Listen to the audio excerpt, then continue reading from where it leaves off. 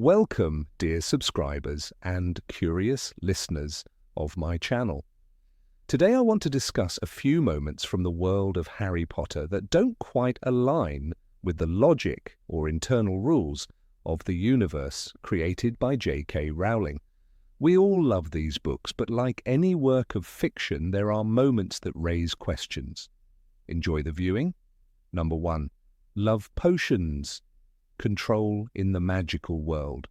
Why is it that in the magical world, love potions, which also control a person's will, are completely legal while the Imperious Curse is considered unforgivable? Love potions essentially do the same thing as the Imperious Curse, just in a different form, and can be purchased at any shop. However, they don't attract any condemnation or prohibitions, unlike other curses. Number 2. Unforgivable curses don't leave marks. In the last book of the series, we see Voldemort's followers using a peculiar technique, a mark on Voldemort's name, to track those who speak it. This is an effective method, but it's strange why this same concept wasn't used for unforgivable curses, which are far more dangerous and leave no room for variation in their wording. If such a mark were placed on them, it could become an important safety feature. Number 3. Dumbledore's portrait and missed opportunities. When Dumbledore passes away, Harry is upset that he can no longer speak to him. However, in the Harry Potter world, portraits can speak and move, meaning Dumbledore's portrait should have continued to be a source of advice. But why didn't any of the characters try to talk to it? There was no mention of Rita Skeeter, nor any discussion about Horcruxes or other important matters. Number 4. Dennis Creevey and his unauthorized visit to Hogsmeade. According to the rules, students can only visit Hogsmeade starting from 3rd year. However, in one episode, Dennis Creevey, a second year, ends up in Hogsmeade, raising questions about how this was possible. Did the boy use secret passages or steal an invisibility cloak? Number 5. Loyalty of wands. Why does everything work so strangely? In the final book, we learn that wands can change their loyalty once they switch to a new owner. But in practice, if a wand loses its loyalty, like Harry's wand did, why doesn't anyone notice? For example, Neville disarms Harry with Expelliarmus, but Harry doesn't notice any changes in his wand. Number 6. Percy and the points. Rule violations. In the Chamber of Secrets, Percy takes points from Gryffindor, which violates the established rules, since prefects are not allowed to do that. However, when Ron becomes a prefect in the Order of the Phoenix, he claims that he has no right to punish other students. This raises doubts about the consistency of the rules and their application. Number 7. Voldemort and the Elder Wand. Logical errors.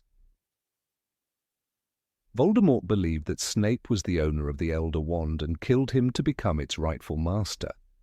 However, in reality, that's not the case, as the wand was won by Draco when he disarmed Dumbledore.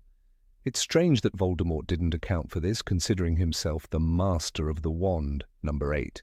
Divination, natural talent, or a school subject. Divination is a clear example of how natural talent should be the key for a wizard. If professional wizards like McGonagall and Dumbledore claim they don't understand how divination works, then why teach it at all? Even Hermione, despite her outstanding performance in other subjects, couldn't master divination. It seems that this subject might not have practical applications. Number 9. Transfiguration. Rules magically bend. Transfiguration at Hogwarts is known as one of the most difficult and dangerous subjects. Professor McGonagall, the Transfiguration teacher, always emphasized the strict rules of the discipline. No turning living creatures into other things, no creating food out of thin air, and certainly no transforming things from nothing back into something. These rules were clear and non-negotiable. Yet in The Goblet of Fire, when Bartemius Crouch Jr. transforms Draco Malfoy into a ferret in front of the entire class, the scene feels jarring. McGonagall's reaction is not shock or disbelief, but rather indignation at the teacher's behavior. "That is a very serious breach of discipline," she says, but she doesn't seem surprised that such an act could happen in the first place. If we think about it, transfiguration laws prohibit these kinds of manipulations unless specific conditions are met. Transforming a living being into something else, especially in a public setting, breaks fundamental rules of magic. Yet Crouch Jr. performs this transformation so casually, and no one, especially McGonagall, expresses astonishment. Why is there no discussion of the serious violation of magical law? Why is the scene treated as a mere spectacle instead of a major breach of the rules that govern magic?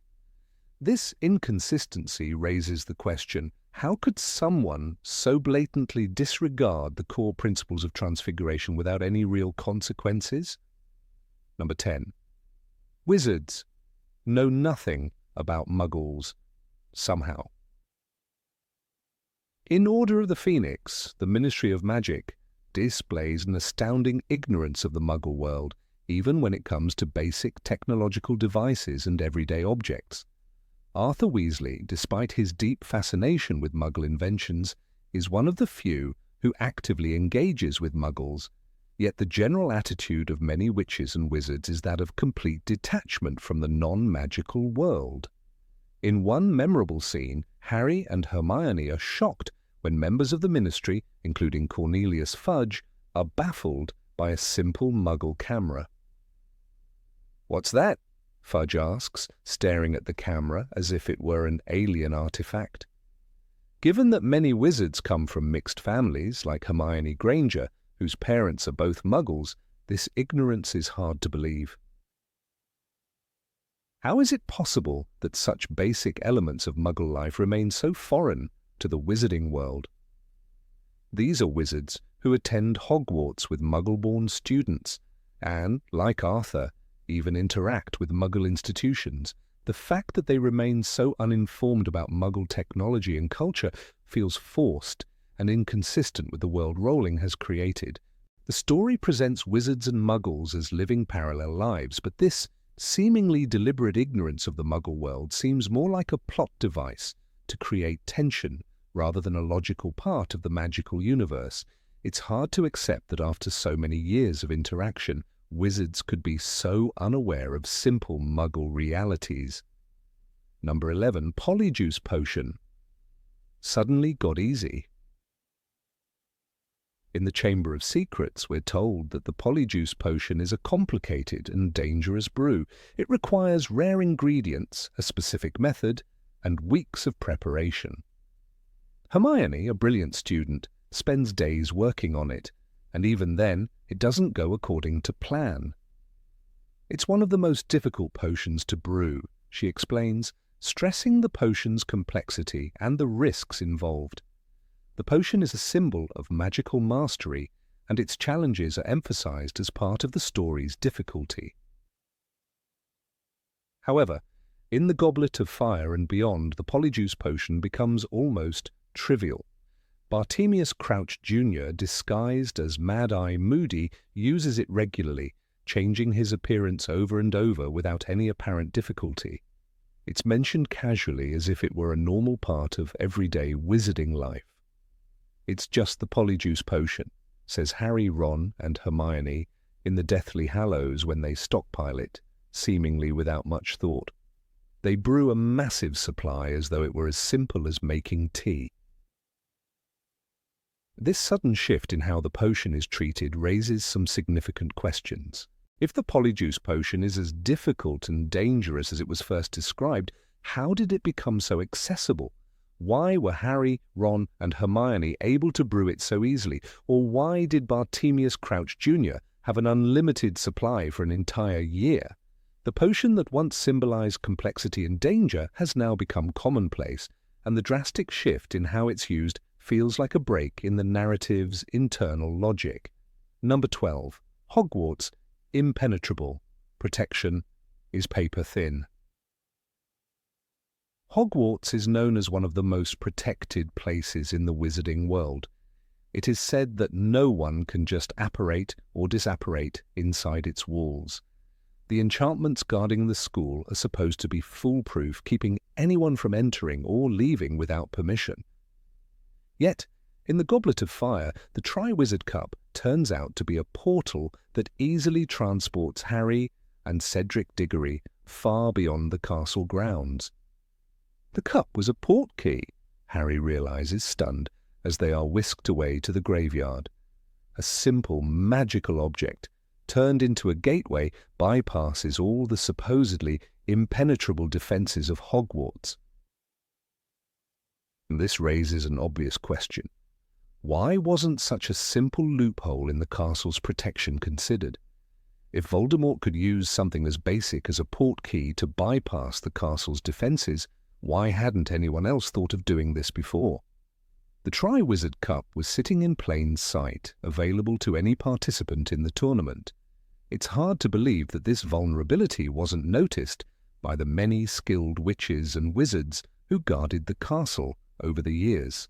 Even the most basic magical objects, like this portkey, should have been carefully monitored, especially during such an important event.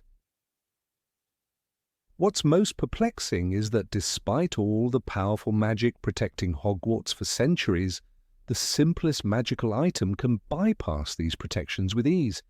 If Voldemort could use the Triwizard Cup as a portal, why hadn't others attempted this before to infiltrate or draw someone out of the castle?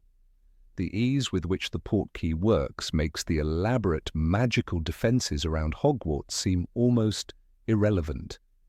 It seems like a glaring oversight in a place so carefully guarded for centuries, and yet it was only when the plot required it that this vulnerability was revealed.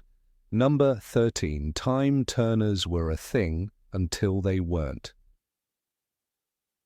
The Time Turner, a magical device that allows its user to travel through time, was introduced in Harry Potter and the Prisoner of Azkaban as one of the most powerful and dangerous artifacts in the wizarding world. Hermione Granger, a 13-year-old student, was entrusted with one so she could attend extra lessons. "I have a time turner," Hermione says casually. "I'm using it to take more classes." This seems like an extraordinary amount of trust for such a young student, and the idea of manipulating time so freely is both thrilling and terrifying. Yet, after Prisoner of Azkaban, the use of time turners vanishes from the story as if they were forgotten. If the Ministry of Magic and Hogwarts were willing to give such a powerful object to a young girl just to help her manage her school schedule, why was it never used for more significant causes? Why didn't anyone consider using a time turner to prevent the death of Sirius Black or to stop Voldemort's return? The very idea of traveling through time could have been a game-changer in the battle against dark forces, but once the plot demanded it, the time turner became conveniently irrelevant. It's as though it was a tool that only existed when the plot needed it, and once that purpose was served, it was quietly swept aside. As the story progresses, the time turner is never mentioned again. It becomes one of the most significant unanswered questions in the series. Harry, Hermione, and Ron, who were deeply involved in dangerous events, never once considered using the device to alter the past and change their fate. If only we could go back, Harry often thinks, but time travel is no longer an option for him. In a world where time travel is so easily accessible, it's puzzling why no one ever tries to use it to correct the wrongs that have been done. The disappearance of the time turner reflects a larger inconsistency in the Harry Potter universe. The series builds up this magical artifact, makes it a crucial part of the plot, and then suddenly leaves it behind without explanation. It feels as though the time turner was only ever meant to serve a narrative function, and when that function was over, it was conveniently forgotten. This leaves readers wondering, why didn't the characters use it to undo the harm done by their enemies? Number 14, Platform 9, 3, 4, and the Maggle security problem. Harry first stumbled upon platform 934 in a whirlwind of confusion and excitement. The Weasley family, with their usual warmth, showed him the way, and Molly Weasley even explained how to get through the barrier. She spoke loudly and clearly in front of dozens of muggles who had no idea what was happening. It was a simple, yet extraordinary moment in the series. "All you have to do is walk straight at the barrier between platforms 9 and 10, she said, as if it was the most natural thing in the world. But here's the problem. Every year, dozens of wizarding families perform this exact same act, right in the open, with no attempt to hide it. They literally walk into a brick wall in full view of muggles." It's hard to believe that such a blatant display of magic could go unnoticed for so many years. The wizarding world is notoriously secretive. The Ministry of Magic punishes even the smallest breaches of magical law, yet nobody seems concerned about the annual spectacle at King's Cross Station. Every year, families rush to catch the train to Hogwarts, some of them stumbling through the barrier, while muggles go about their business, oblivious. In the Philosopher's Stone, Harry himself says, "The whole station was filled with people rushing around, going to the different platforms, and none of them seemed to notice the strange sight of people vanishing into a wall." But that's the issue. How could they not notice? Over the years, there must have been some muggle who caught a glimpse of something unusual. How could nobody be curious about families vanishing into thin air right in front of them? How could the Ministry, which punishes even the smallest infractions, overlook something as obvious as this? It would have been the perfect story for a muggle reporter, or even just a curious passerby. But no, in the world of Harry Potter, the magical community continues to operate with total impunity. The magical world hides in plain sight. This discrepancy doesn't just raise questions about how well the magical world hides its secrets, it also points to a strange lapse in the rules established by J.K. Rowling. If secrecy is such a cornerstone of the wizarding world, why is this very public act of magic allowed to continue year after year without any concern? It's an odd contradiction, one that the books rarely address, but it's hard to ignore. Surely, after so many years, a muggle would have wondered what was going on. But, as often happens in the world of Harry Potter, the rules of magic bend to fit the needs of the story, no matter how implausible it may seem. Number 15, the Marauder's Map didn't notice Peter Pettigrew. The Marauder's Map is one of the most brilliant inventions in the wizarding world, created by James Potter, Sirius Black, Remus Lupin, and Peter Pettigrew. This enchanted map shows the exact location of everyone within the grounds of Hogwarts. When Fred and George Weasley passed it on to Harry Potter, they made sure he understood how it worked. Harry used it often, watching the movements of everyone in the castle. But there's a glaring problem. Fred and George had used this map for years, yet they never noticed Peter Pettigrew's presence near their brother Ron. Every time Ron was in the Gryffindor common room or the dormitory, Peter Pettigrew was shown on the map, hiding right next to him. The twins, who had spent countless hours using the map, should have spotted the rat in the form of their old schoolmate. They should have questioned why Pettigrew was always near Ron, especially given how significant his betrayal had been in the past, but they never once raised an eyebrow. This is where J.K. Rowling's plot logic takes a strange turn. The Weasley twins, being clever and observant, should have immediately realized something was off. The map didn't just show names, it also showed their positions in real time. The Marauder's Map was a perfect map, Harry thinks when he first uses it. It shows everything and everyone. But the plot needed to keep the secret of Pettigrew's true identity hidden, so the twins, despite their constant use of the map, failed to notice the obvious. The question remains, how could Fred and George, who were so attuned to the world around them, have missed such an important detail? Their blindness to Pettigrew's presence feels forced, as it contradicts the map's infallibility. It seems the plot required them to overlook this for the sake of suspense, even though it undermines the established rules of the wizarding world. Number 16. Slytherin, the House of Evil. At Hogwarts School of Witchcraft and Wizardry, students are taught that the path to greatness is determined by the choices they make, and not by the inherent nature of their birth or the house to which they belong. In theory, the school stands as a bastion of equality, where magical talent, wit, and perseverance are all given equal opportunities to flourish. Yet within this idealized educational institution, there is a glaring contradiction that is difficult to ignore. The House of Slytherin, one of the 4 founding houses, is steeped in a reputation that firmly entrenches it as the breeding ground of villains, cunning manipulators, and dark wizards. This prejudice is so ingrained that it becomes almost impossible for students and faculty alike to separate the house's legacy from the actions of a few individuals.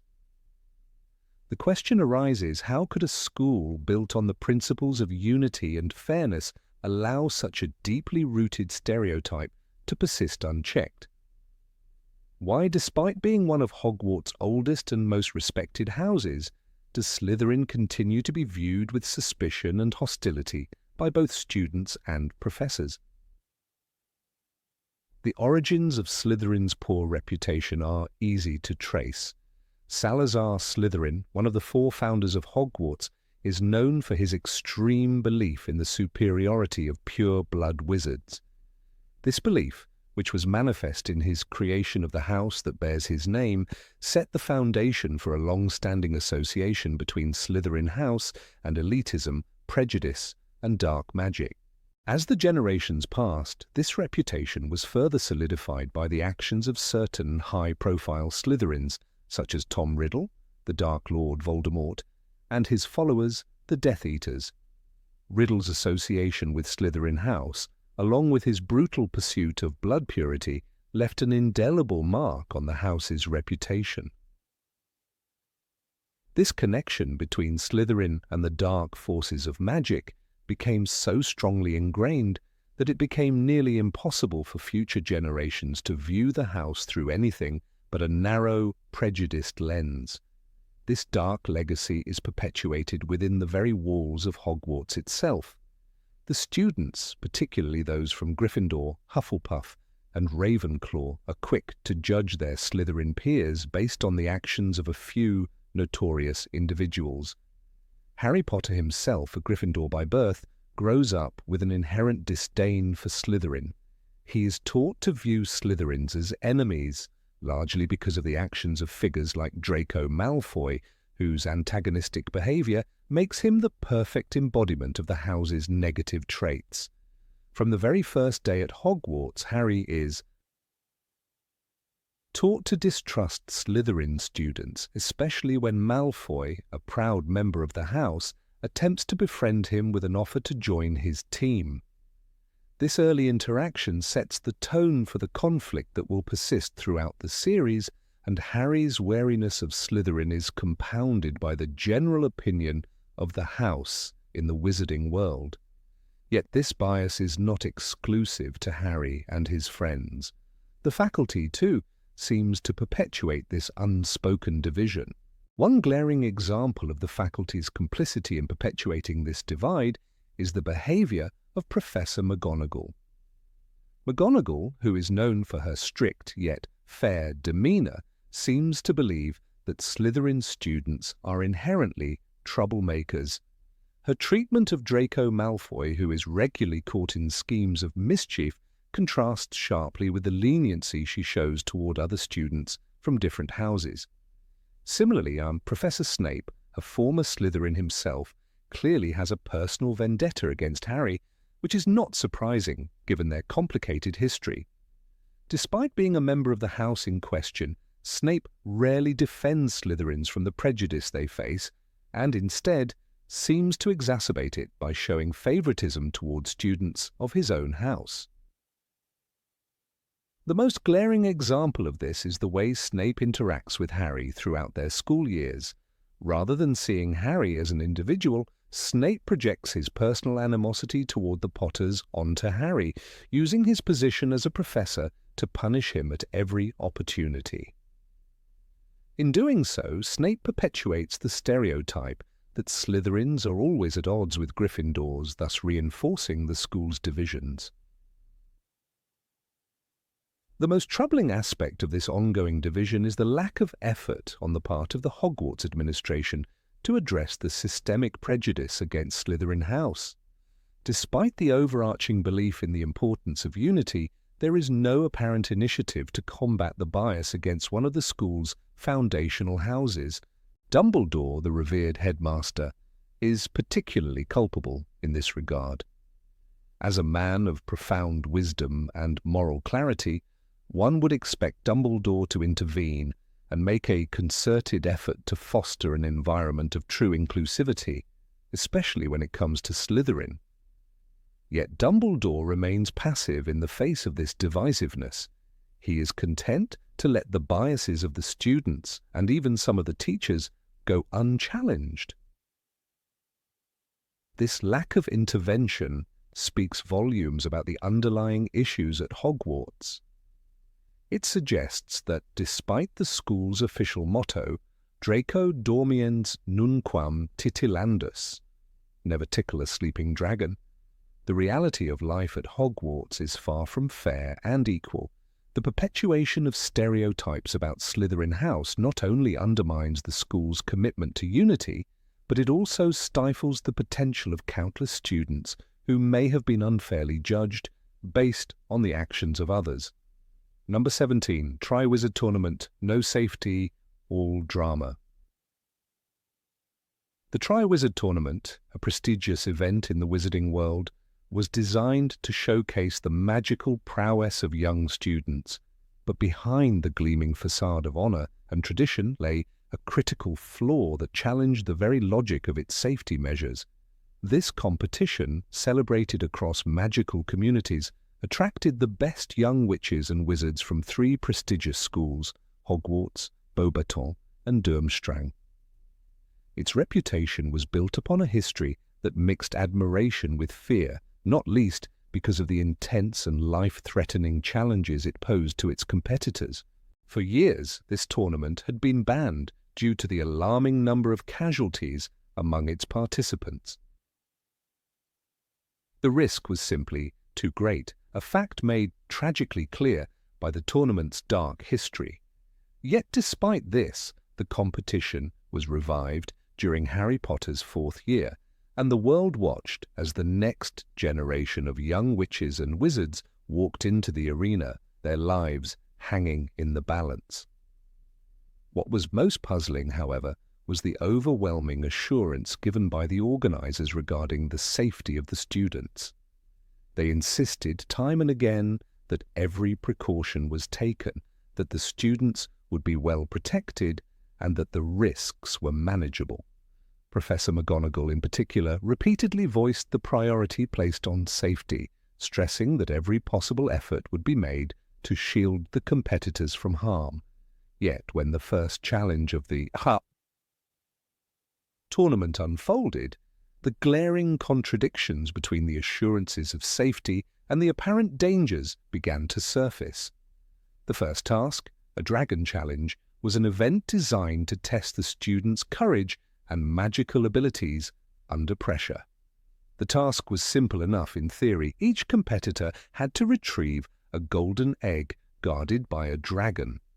It sounded like a manageable challenge, but in practice, it proved far more perilous than anyone had anticipated. The dragon guarding Harry's egg was a Hungarian horntail, one of the most dangerous breeds of dragon known in the magical world. This was no ordinary creature. It was a formidable force of nature capable of breathing fire and causing destruction with a single swing of its massive tail. Harry was barely able to outmaneuver the creature, and the entire spectacle was fraught with danger. The crowd cheered, but the life-threatening nature of the task was undeniable. For Harry and the other champions, the risks were tangible, and the notion of their safety seemed laughable at best. The task wasn't just dangerous for the competitors, it had become clear that even spectators could be caught in the crossfire. As the dragon charged through the arena, the crowd ducked and scattered in a panic, with some barely managing to avoid being scorched by the dragon's flames. The very idea that this was a controlled and safe environment now seemed absurd. The second task was no less hazardous. The champions were tasked with rescuing something precious to them from the depths of the Black Lake. The challenge was both physically and magically demanding, requiring them to breathe underwater for an extended period of time while also battling the creatures that inhabited the lake. Harry found himself submerged in the dark, murky waters, surrounded by merpeople and other hostile creatures, facing the very real possibility of drowning. The situation became even more dire when Harry discovered that his time was running out, and that the creatures were intent on stopping him. The risk to life was once again laid bare, and this was only the second of the tournament's trials. There were no safeguards, no magical barriers to protect the students from the dangers that lurked beneath the water. The idea of a safe event seemed increasingly ludicrous. The fact that students were left to fend for themselves without adequate magical protection made it clear that the promises of safety had been hollow. Then came the third task, the maze, where the competitors were to navigate a magical labyrinth filled with magical creatures, curses, and traps. The maze was designed to test the champions' ability to think on their feet, but it was nothing short of a death trap. With magical beasts like blast-ended scroots and obstacles that could cause severe harm, the task grew increasingly perilous. Harry, again, found himself battling not only the creatures within the maze, but also the maze itself, which seemed to change with every turn. The dangers were more than just physical, they were psychological, with the competitors facing the growing uncertainty of their survival with each step. But it was not just Harry who faced danger. Cedric Diggory, a fellow competitor, found himself at the mercy of the maze's treacherous design, and it was here, in the maze's depths, that his life was tragically cut short. Cedric's death revealed the ultimate flaw in the Tri-Wizard Tournament's safety protocols. There was no real protection for the students, only the illusion of security. How could such an event be allowed to continue if its organizers were so clearly neglecting the very real threats that lay in wait for the competitors? This flaw was not just a matter of physical danger. The tournament was run by a combination of experienced and highly capable wizards, yet there was an inexplicable disregard for the students' well-being. Dumbledore, who had initially been a supporter of the tournament's revival, seemed to express growing concern as events unfolded. His decision to allow the champions to proceed with such high-stakes challenges was questionable, considering the long history of fatalities. His failure to intervene at the earliest signs of trouble raised questions about the wisdom of such a dangerous competition. The shocking reality that someone like Harry, a mere 14-year-old boy, could be placed in such peril left many wondering whether the tournament had lost all sense of reason. Number 18. Basic education. What's that? At Hogwarts School of Witchcraft and Wizardry, the magical education was of paramount importance. Every year, students poured into the hallowed halls of the school to learn how to cast spells, brew potions, and defend themselves from the dark arts. Yet there was a conspicuous absence in the curriculum, a gap that only seemed to widen as the years went by. The basic education that children would receive in the Muggle world seemed to be ignored entirely. The students at Hogwarts, many of whom came from Muggle families or had little prior schooling, lacked knowledge that would be deemed essential for any student attending a respectable school. Despite this, the problem was never addressed. It simply existed as a backdrop to the magical adventure. How could a school that prided itself on educating the next generation of witches and wizards overlook such a fundamental aspect of a child's growth? How could a magical institution ignore the rudimentary education that is usually the bedrock of any academic establishment? When Harry Potter first arrives at Hogwarts, he is shocked by the lack of preparation he has received. He spent the early years of his life in the Muggle world and thus had received a basic, albeit rudimentary, education in reading, writing, and arithmetic. However, the moment he steps into the castle, it becomes evident that the magical world operates under its own set of rules, with little regard for the academic rigor that defines the Muggle school system. The students of Hogwarts may be expected to excel in magical subjects like herbology, transfiguration, and potions, but when it comes to traditional subjects like math or history, there is little emphasis. For example, throughout the 7 books there is barely a mention of any subject that could be considered general knowledge, something that one would expect in any school, magical or otherwise. Take Hermione Granger, for instance, a student who excels in nearly every subject at Hogwarts. Her intelligence and thirst for knowledge are undeniable, but it's clear that her academic foundation has some gaps. Despite her exceptional ability to master complex spells, she struggles to grasp the very basic concepts of the Muggle world. In Harry Potter and the Philosopher's Stone, Hermione's frustration becomes apparent when she discovers that the wizarding world doesn't have a simple equivalent to Muggle subjects like geography or history. This lack of basic education is evident in her initial confusion when she first steps into the wizarding world, where she is left to fend for herself with little to no prior understanding of Muggle schooling. She is brilliant at magic but unable to make sense of what should be common knowledge, further underlining how Hogwarts neglects even basic education. In one scene, Hermione tells Harry, "I'm not sure that a wizard is allowed to forget how to read or write." This statement highlights the discrepancy between the magical world and the Muggle world.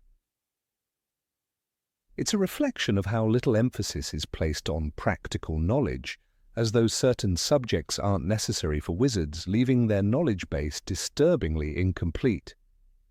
Then there is the case of Ron Weasley, who comes from a long line of wizarding families.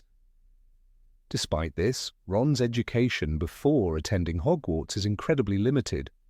While his brothers, Bill, Charlie, Percy, Fred, and George, had all attended the school, Ron's experience was quite different.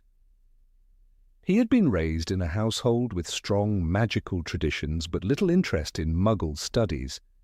He had little knowledge of the outside world, and it becomes apparent during their first trip to Diagon Alley that Ron doesn't even know how to properly use Muggle currency. "That's a knut," Harry explains when Ron is confused by the prices of items. This simple interaction underscores the gap in Ron's basic education, a gap that even magical children like him seem to have experienced. They were never taught the essentials of Muggle life, and this creates a sort of social disconnect. Interestingly, the wizarding world has an apparent disregard for even the most rudimentary academic subjects that might have provided students with an all-encompassing education. They focus on the magical arts, but the importance of developing a comprehensive education seems lost. How could students who lacked even basic knowledge of history and geography perform well in a world as complex and politically charged as that of the wizarding world? Without a foundation in general knowledge, how could they grasp the significance of the events unfolding around them?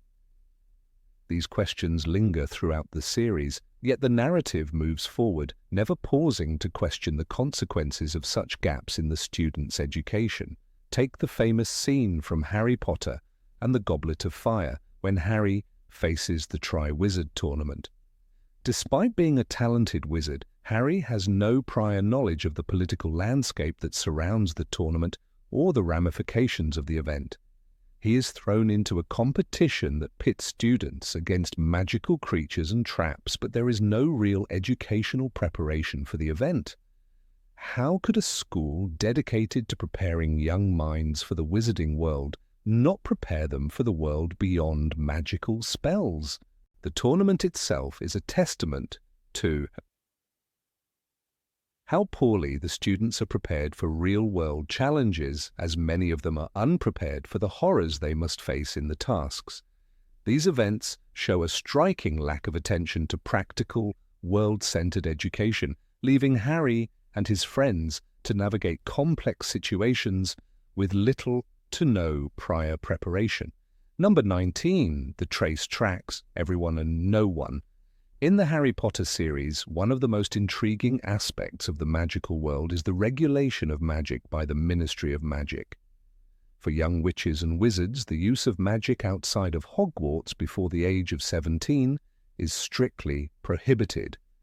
This law is enforced by a magical trace, a kind of invisible magical tracker that monitors any magical activity by underage wizards. The idea behind this system is simple: to prevent minors from using magic recklessly or dangerously outside the boundaries of the school, thus ensuring safety for both the magical and muggle communities. However, a closer inspection of how this magical trace functions uncovers a logical flaw that seems to escape the attention of the ministry, creating a significant inconsistency within the narrative. The trace, as we are told, is designed to follow magical spells cast by underage witches and wizards. It is supposed to detect the use of magic regardless of the location and alert the ministry. But as the story progresses, we realize that this system is far from foolproof. In fact, the trace seems to be remarkably imprecise, especially in situations where underage wizards are in proximity to others who may also be using magic. A glaring example of this comes when Harry Potter is blamed for using magic in the Dursleys' house, even though he did not actually cast the spell. In Harry Potter and the Chamber of Secrets, when Harry is spending the summer at the Dursleys' home, he is punished by the ministry for using magic when he had not done so at all. The situation arises when Harry, trapped in the Dursley house, watches his only friend Ron Weasley and his brothers fly to his rescue in a flying car. A series of events unfolds, leading to a scene where Harry is falsely accused of levitating a cake in the Dursleys' kitchen. The cake flies into the air, causing chaos, and the blame falls squarely on Harry's shoulders. This happens despite the fact that it was the house elf, Dobby, who had caused the magic to happen, using levitation to carry out his own mischievous deeds. In this situation, the trace on Harry's magic does not differentiate between who exactly is responsible for casting the spell. As a result, Harry is punished even though he was not the one who used magic. The ministry has not accounted for the possibility that someone other than the underage wizard might be the one using magic in a situation like this. In fact, the entire premise of the magical trace seems to be built on an assumption that is not always valid, that the magic can be properly tracked back to the individual who casts it. This issue is more apparent when we consider that magic is not always used in isolation, and often multiple parties are involved in a situation. Take the case of the Weasley family.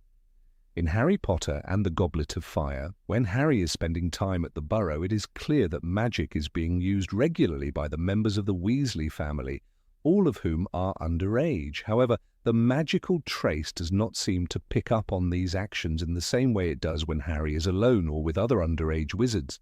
The Weasley brothers, Fred and George, constantly experiment with magical products in their room, while Ron, the youngest, is no stranger to using magic himself. Yet the ministry fails to register their magical activities, and there are no penalties, no reprimands, no consequences for the Weasley children despite their constant use of magic. The ministry, it seems, has no way to regulate or even track the magic that occurs in the homes of magical families. Meanwhile, Muggleborns like Harry, who live in non-magical households, are held to a much stricter standard. When Harry uses magic in the Dursley household, where there is no magic to mask his actions, the ministry immediately tracks it and punishes him. The ministry's inability to regulate the use of magic in magical households like the Weasleys or the Malfoys illustrates a severe flaw in the system. If the ministry cannot track magic in homes where magic is openly practiced by witches and wizards, what is the point of a trace at all? Why is the magical community so reliant on an imperfect system that fails to differentiate between different users of magic? This discrepancy raises questions about the effectiveness of the ministry's regulation of underage magic.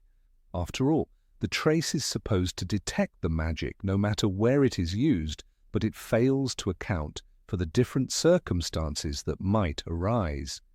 When an underage wizard is living in a Muggle household, the trace is supposed to catch every instance of magic used, whether the wizard is practicing it themselves or whether someone else is. Yet in magical households, where magic is used all the time, there seems to be no such enforcement or regulation.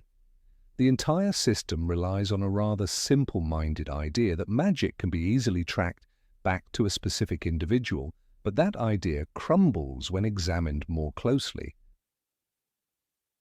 Furthermore, there is a lack of any clear explanation as to why the ministry has not developed a more sophisticated system for tracking magical spells.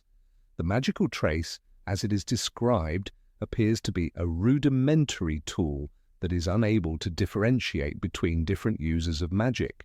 Why does the ministry not create a more advanced version of the trace that could be better at pinpointing the exact individual responsible for casting a spell? The answer seems to be that the magical government has not considered the flaws in their own system, and instead they choose to continue using an ineffective tool for regulating magic. The issue also speaks to a larger theme in the books of the fallibility of the wizarding world's institutions. Throughout the series, the Ministry of Magic is often portrayed as an institution that is slow to change and unwilling to address its own failures. This is seen in how the ministry handles everything from the regulation of magic to its response to the return of Lord Voldemort. It is almost as if the ministry has created a system of checks and balances that is far too simplistic, unable to account for the nuances of the magical world and resistant to adaptation. This theme is explored time and again, from the ministry's inability to prevent the rise of dark magic to its failure to protect innocent magical creatures and wizards alike. In fact, one could argue that the magical trace serves as a metaphor for the limitations of the ministry itself. Just as the trace is unable to effectively monitor underage magic, the ministry is often portrayed as being unable to fully control or understand the complex dynamics of the magical world. Its regulation is reactive rather than proactive, only intervening when things go wrong instead of preventing problems before they escalate. This is especially evident when the ministry fails to realize that the magical trace is, in some cases, both ineffective and overly simplistic. The issue with the magical trace is not just a plot hole, but an illustration of a wider problem with the Ministry of Magic. It shows how even in a world where magic is present and powerful, human error and institutional failure can still undermine what should be a foolproof system. The magical trace is not a perfect tool for tracking magic, and the ministry's failure to address this shows that even in a world of wizards and witches, systems and institutions can be deeply flawed, leaving room for inconsistency and chaos. It is this inconsistency in the magical trace system that creates a deeper, more compelling narrative. It adds an element of unpredictability to the otherwise tightly controlled magical society, suggesting that even in the world of Harry Potter, things are not always as perfect as they seem. The trace is a perfect example of a system that should work but doesn't, just like many of the institutions in the wizarding world. And it is this imperfection that ultimately makes the magical world seem more real and human, as even the most powerful and magical institutions are not immune to flaws. Number 20, Dumbledore and the disappearing invisibility cloak. One of the most curious inconsistencies in the Harry Potter series concerns the invisibility cloak, one of the fabled Deathly Hallows. It is not simply a magical object, but a piece of wizarding history, passed down through generations of the Potter family. This cloak was originally given to Ignotus Peverell by Death himself, a gift that was to transcend time. However, its journey through the Potter family raises an unsettling question about its fate during a particularly crucial period of Harry Potter's life, one that is never fully explained within the books. When James Potter, Harry's father, was still alive, he lent this magical cloak to Albus Dumbledore, the headmaster of Hogwarts, just before his untimely death. The reasoning behind this act is never clarified, nor is the importance of this decision discussed in detail. We know that James and Dumbledore were close, but the question remains, why would James, knowing the significance of the cloak as a family heirloom, allow someone else to take possession of it? It's suggested that Dumbledore was trusted, but such a significant item should have remained with James until the very end, considering its importance to the Potter family. This unexplained loan of the cloak leaves a gap in the narrative that never quite makes sense, given the cloak's history and significance. What makes this even more puzzling is Dumbledore's subsequent behavior with the cloak. After James's death, the cloak is placed in Dumbledore's hands, and yet it is not until nearly 10 years later that he finally returns it to Harry. This long period of silence surrounding the cloak's whereabouts only deepens the mystery. Harry, living with the Dursleys in what could only be described as an abusive and neglectful environment, would have been better off with the cloak from the very start.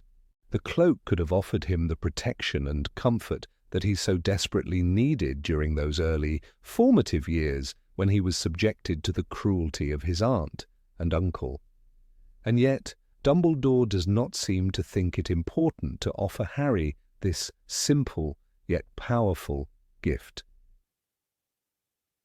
The problem here is not just the physical absence of the cloak, but the very notion that Dumbledore, a man of immense wisdom and foresight, allowed Harry to struggle in the way he did.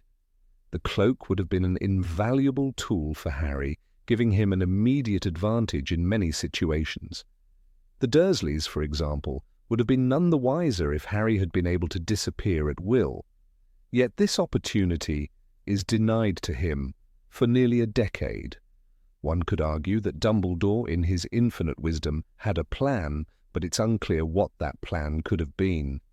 The idea that the headmaster knowingly withheld something so crucial from Harry for years without explanation feels disjointed and inconsistent with his usual role as a protector of the young wizard. This long delay before the return of the cloak serves to confuse the timeline of the story. By the time Harry receives it, he is already thrust into the thick of the war against Voldemort, and it's as though the cloak is returned almost as an afterthought, a deus ex machina, to assist him in his upcoming trials. The explanation given in the text that Dumbledore kept the cloak for such a long time as part of a larger, unspoken plan feels more like a narrative oversight than a well-thought-out plot device. After all, Dumbledore was never portrayed as forgetful or absent-minded. He kept track of intricate details regarding the prophecy, the Horcruxes, and the safety of Harry, so why was the cloak not part of this careful attention? One might be tempted to think that J.K. Rowling simply forgot about this crucial detail or left it intentionally vague for dramatic purposes. The cloak is a symbol of protection, of safety, of family, and yet it is not used to its fullest potential when Harry would have most needed it. Instead, it is introduced in the first year, almost as if it was a plot point that needed to be included but had to be inserted without disrupting the ongoing storylines. This sudden reappearance of the cloak might be dismissed as a clever way to introduce one of the Deathly Hallows, but it doesn't quite mesh with the logical flow of the narrative. The cloak, as an object of significant power, seems underutilized until its return in Harry's first year at Hogwarts. The mystery deepens when we consider that Dumbledore, with all of his vast magical knowledge, surely understood the importance of the cloak not just as a family heirloom, but as a key artifact in the battle against the Dark Lord. The story of the Deathly Hallows itself, which Dumbledore takes great pains to explain to Harry much later, indicates that these items are not just relics of the past, but central to the war against evil. So why did Dumbledore not give Harry the cloak as soon as possible? The decision to withhold it for so long is at odds with everything we know about Dumbledore's character. He was a man who valued the welfare of the students, particularly Harry, whom he had protected since infancy. Withholding the cloak feels contradictory to his general actions throughout the series. There is also the unsettling implication that Dumbledore may have had some ulterior motive in keeping the cloak from Harry. The cloak is, after all, one of the Deathly Hallows, and its return to Harry is not a mere gift, but a necessary step in fulfilling the prophecy. Dumbledore knew that Harry was meant to be the one to defeat Voldemort, but he also knew that Harry had to make certain choices on his own, without the interference of too much help from others. In this context, the delayed return of the cloak could be seen as part of a larger strategy by Dumbledore to ensure that Harry grew strong and independent, rather than relying on gifts and magical tools that could shield him from the dangers of the world. But even if that were the case, it still feels uncomfortably manipulative. Furthermore, Dumbledore's reluctance to give Harry the cloak contradicts his earlier decisions to protect the boy. He intervened at every turn, whether it was through the use of the Marauders map, the Triwizard Tournament, or various other acts of protection and guidance, to suggest that he deliberately held back such a powerful artifact for years without providing a satisfying explanation feels more like an oversight than a deliberate act of strategic planning. This inconsistency between Dumbledore's otherwise careful nature and his unexplained delay in returning the cloak is a notable flaw in the series, one that doesn't quite fit the narrative arc established for him. Some might argue that Dumbledore, in his wisdom, saw the cloak as a tool that Harry would not truly understand or appreciate until he was ready. After all, it was not just an ordinary cloak, it was an artifact tied to the very essence of death, a reminder of mortality that Harry would have to confront in his own way. Yet, even with this explanation, the long absence of the cloak still raises questions about the nature of Dumbledore's actions. Why wait until the very beginning of Harry's first year to return it? Why not offer it earlier when Harry was most vulnerable? The fact that this key item remains absent for so long adds an unnecessary layer of confusion to the story. Ultimately, the invisibility cloak serves as an essential piece of the larger puzzle of the Deathly Hallows, but its mysterious absence in Harry's early life remains an unexplained gap. The cloak, along with its history and symbolism, should have played a more prominent role in Harry's journey from the start. Instead, it is introduced later in a way that feels somewhat forced, raising questions about Dumbledore's intentions and the true meaning of his long wait to return the cloak to Harry. Number 21. The magic mirror that could have saved Sirius. The magical mirrors that Sirius Black gave Harry Potter, though seemingly a simple tool, play a curious and frustrating role in the story of Harry Potter and the Order of the Phoenix. These mirrors, designed to facilitate secure communication between Sirius and Harry, offer a solution that could have easily averted tragedy. However, their dramatic potential is lost because of the character's inexplicable failure to use them, especially when the narrative's tension and consequences depend on their absence.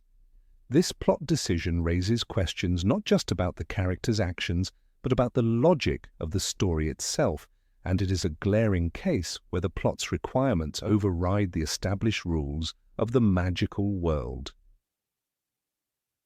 In the first book of the series, Harry Potter and the Prisoner of Azkaban, Sirius Black's role in Harry's life takes a pivotal turn when he becomes a surrogate father figure.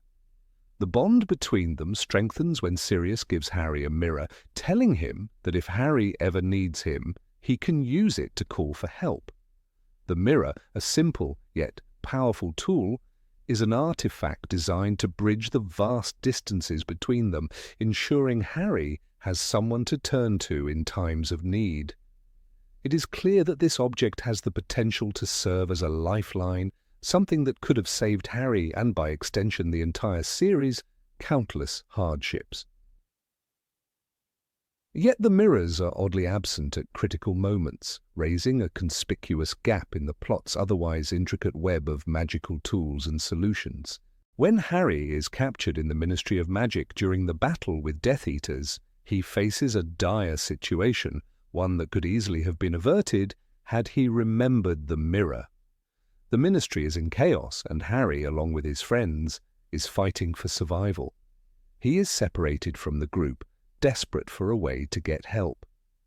The mirrors, however, are never considered, even though they were given to Harry precisely for moments like this. One might think that such an important and reliable communication device would be on the forefront of Harry's mind when the battle escalates. After all, Sirius explicitly told him that he would always be able to reach him through the mirror. However, Harry never tries to use it. Instead, he fights on, unaware that the one person who might have been able to assist him is long gone. In fact, the situation worsens when, after the tragic death of Sirius, Harry finally remembers the mirror. Too late. The object that could have saved him and his friends, the device that could have brought help in a matter of moments, is now rendered useless, its power diminished by the loss of its intended user. The absence of the mirror in the moment of crisis is not just an oversight on Harry's part. It points to a larger, more unsettling pattern in the series, one where plot devices are deliberately ignored to create tension or to force characters into certain narrative traps. The decision not to have Harry use the mirror when he was in the Ministry is a glaring case of this. The plot, needing to drive home the emotional and tragic weight of Sirius's death, allows the mirror to be forgotten, bypassing the logic of the world J.K. Rowling created. The mirror, an item that is clearly designed to be a tool for communication and support, is forgotten for the sake of drama. In the real world, such a tool would be a lifeline in such a dangerous scenario, but in the world of Harry Potter, it becomes a forgotten relic of a narrative that needs to push forward toward its tragic conclusion. Sirius himself, even while hiding in the safe house of number 12 Grimmauld Place, never once considers using the mirror to check on Harry's well-being. This is particularly striking, given the nature of their relationship and the urgency of the times. Sirius, aware of the dangers Harry faces, chooses not to use the mirror, despite the fact that it could have reassured him that Harry was safe or, more importantly, alerted him if Harry was in trouble. Instead, Sirius remains oblivious to Harry's fate, unable to offer help or reassurance. His failure to reach out through the mirror could have been an important moment of dramatic irony, where the very tool designed to prevent such tragic miscommunication becomes the source of its own undoing. Instead, the plot simply ignores the mirror's existence, keeping it dormant as an element that, though immensely useful, is disregarded for the sake of the story's emotional trajectory. The notion that a powerful and reliable means of communication, one given to Harry by a person who dearly loved him, could go unused feels dissonant within the universe of Harry Potter. Throughout the series, we are told time and again that magic is an essential part of solving problems. Wizards and witches are constantly using magical items, spells, and charms to navigate their world. The use of the mirror, a simple but effective means of communication, would have aligned perfectly with the established rules of this magical world. Its failure to be utilized, especially in moments of extreme danger, presents a paradox. If this object was so crucial and reliable, why did no one think to use it when it mattered most? The narrative's decision to ignore the mirror, particularly in Sirius's case, reflects a broader issue with the logic of storytelling in Harry Potter.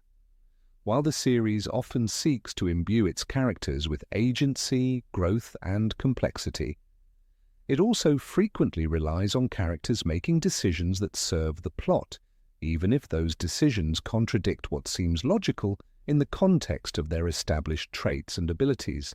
This is especially evident when considering Sirius's behavior.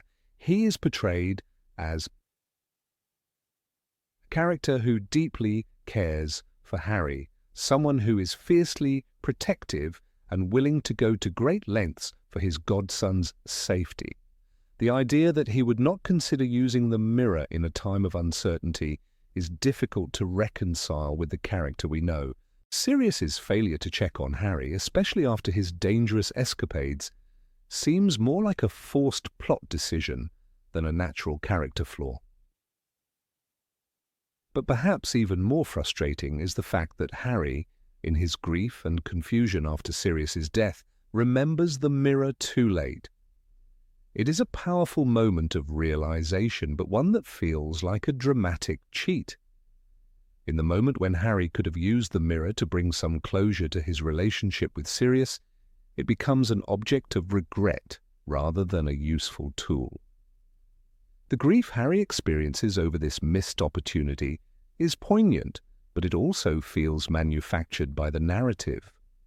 The mirror, after all, was there to help him, but the plot needed it to be forgotten to maintain the emotional weight of Sirius's death. The result is a moment that feels emotionally compelling but logically strained. This tension between the narrative's need for drama and the logical consistency of the world created in Harry Potter is a recurring theme. The use of the mirror highlights the struggle between providing satisfying conclusions to characters' arcs and creating dramatic moments that tug at the heartstrings. In this case, the mirror serves as a symbol of what could have been, an untapped potential for communication, connection, and safety that was left unexplored for the sake of emotional payoff. In the end, the failure to use the mirror is a powerful example of how the plot can override the internal logic of the story. It reflects the lengths to which the narrative will go to generate emotional responses, even at the cost of coherence within the established rules of the magical world. The mirrors, simple, magical items that could have saved lives, become yet another casualty of the plot's need to push forward, making them a frustrating yet emblematic part of the Harry Potter universe's sometimes erratic narrative logic. Number 22, Voldemort and the Forgotten Horcrux. Check-up teaked. Voldemort's obsession with immortality defined his every action, yet a curious oversight haunted his quest. The creation of Horcruxes, pieces of his soul trapped in objects, was an ingenious plan to secure his eternal life. Yet as time passed, he grew increasingly careless in safeguarding them. The moment Harry destroyed Tom Riddle's diary in The Chamber of Secrets, it marked a critical turning point. The diary was the first Horcrux to fall, yet Voldemort failed to take immediate action to check the safety of the others. This lapse in his usual cunning, a flaw in his otherwise meticulously executed schemes, hints at a profound inconsistency in his character and his plans. In his quest to maintain control over his Horcruxes, Voldemort entrusted some of them to places of supposed great security. His choices were both deliberate and calculated. The diary, for instance, was placed in the hands of Lucius Malfoy, a man Voldemort believed to be loyal. The cave, a place imbued with both dark magic and treachery, was another hideout for one of Voldemort's soul fragments. And then there was the Gaunt family's home, an abandoned, dilapidated shack in the middle of nowhere. For all of these objects, Voldemort seemed to assume that in time they would remain hidden from prying eyes. But what happened after the diary's destruction? Instead of immediately safeguarding or checking on the remaining Horcruxes, Voldemort did nothing. At the time, the diary had been a vulnerable piece in his plan, susceptible to exposure and destruction. But instead of making sure his other Horcruxes were secure, Voldemort merely continued his rise to power, unaware that his immortality was at risk. He failed to revisit the locations where his Horcruxes were hidden. He failed to make sure that the cave, the Gaunt Shack and Gringotts remained untouched, despite knowing that enemies were aware of his methods. Why did he not act? A key detail lies in Voldemort's arrogance. His belief in his own invulnerability clouded his judgment. By the time of the diary's destruction, Voldemort had already demonstrated his ability to manipulate others to his advantage. He had made his Horcruxes so well hidden and layered with protection that he became overconfident. However, this overconfidence would eventually lead to his undoing. For a being who feared death above all else, it is remarkable that he did not prioritize checking the status of his soul fragments, especially after a serious loss. The destruction of the diary should have raised alarms, yet it barely registered in Voldemort's mind as he began planning his return to full power.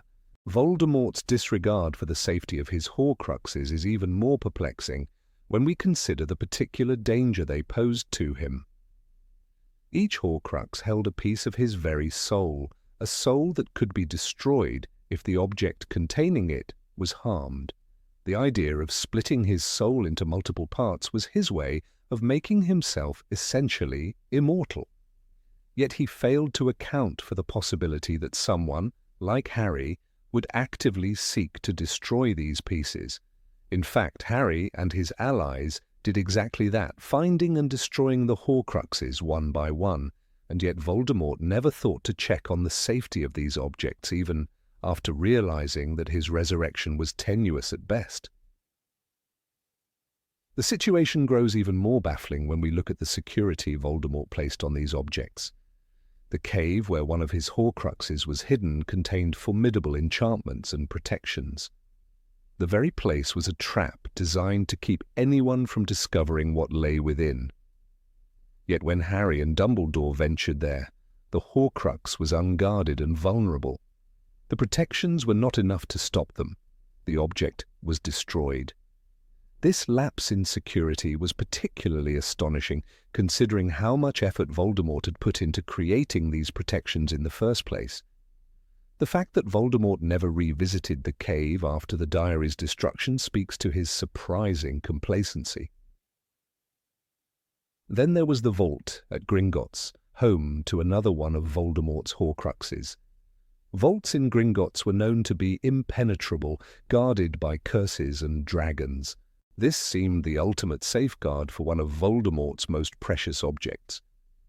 But in the end, the Horcrux was stolen by Bellatrix Lestrange, and the vault was breached. Again, Voldemort did not seem to notice or care. Even after learning of this loss, he did not make any immediate attempts to recover the Horcrux or strengthen his defenses. It was only much later, when Harry and his allies began systematically destroying his soul fragments, that Voldemort even began to worry about the security of his treasures.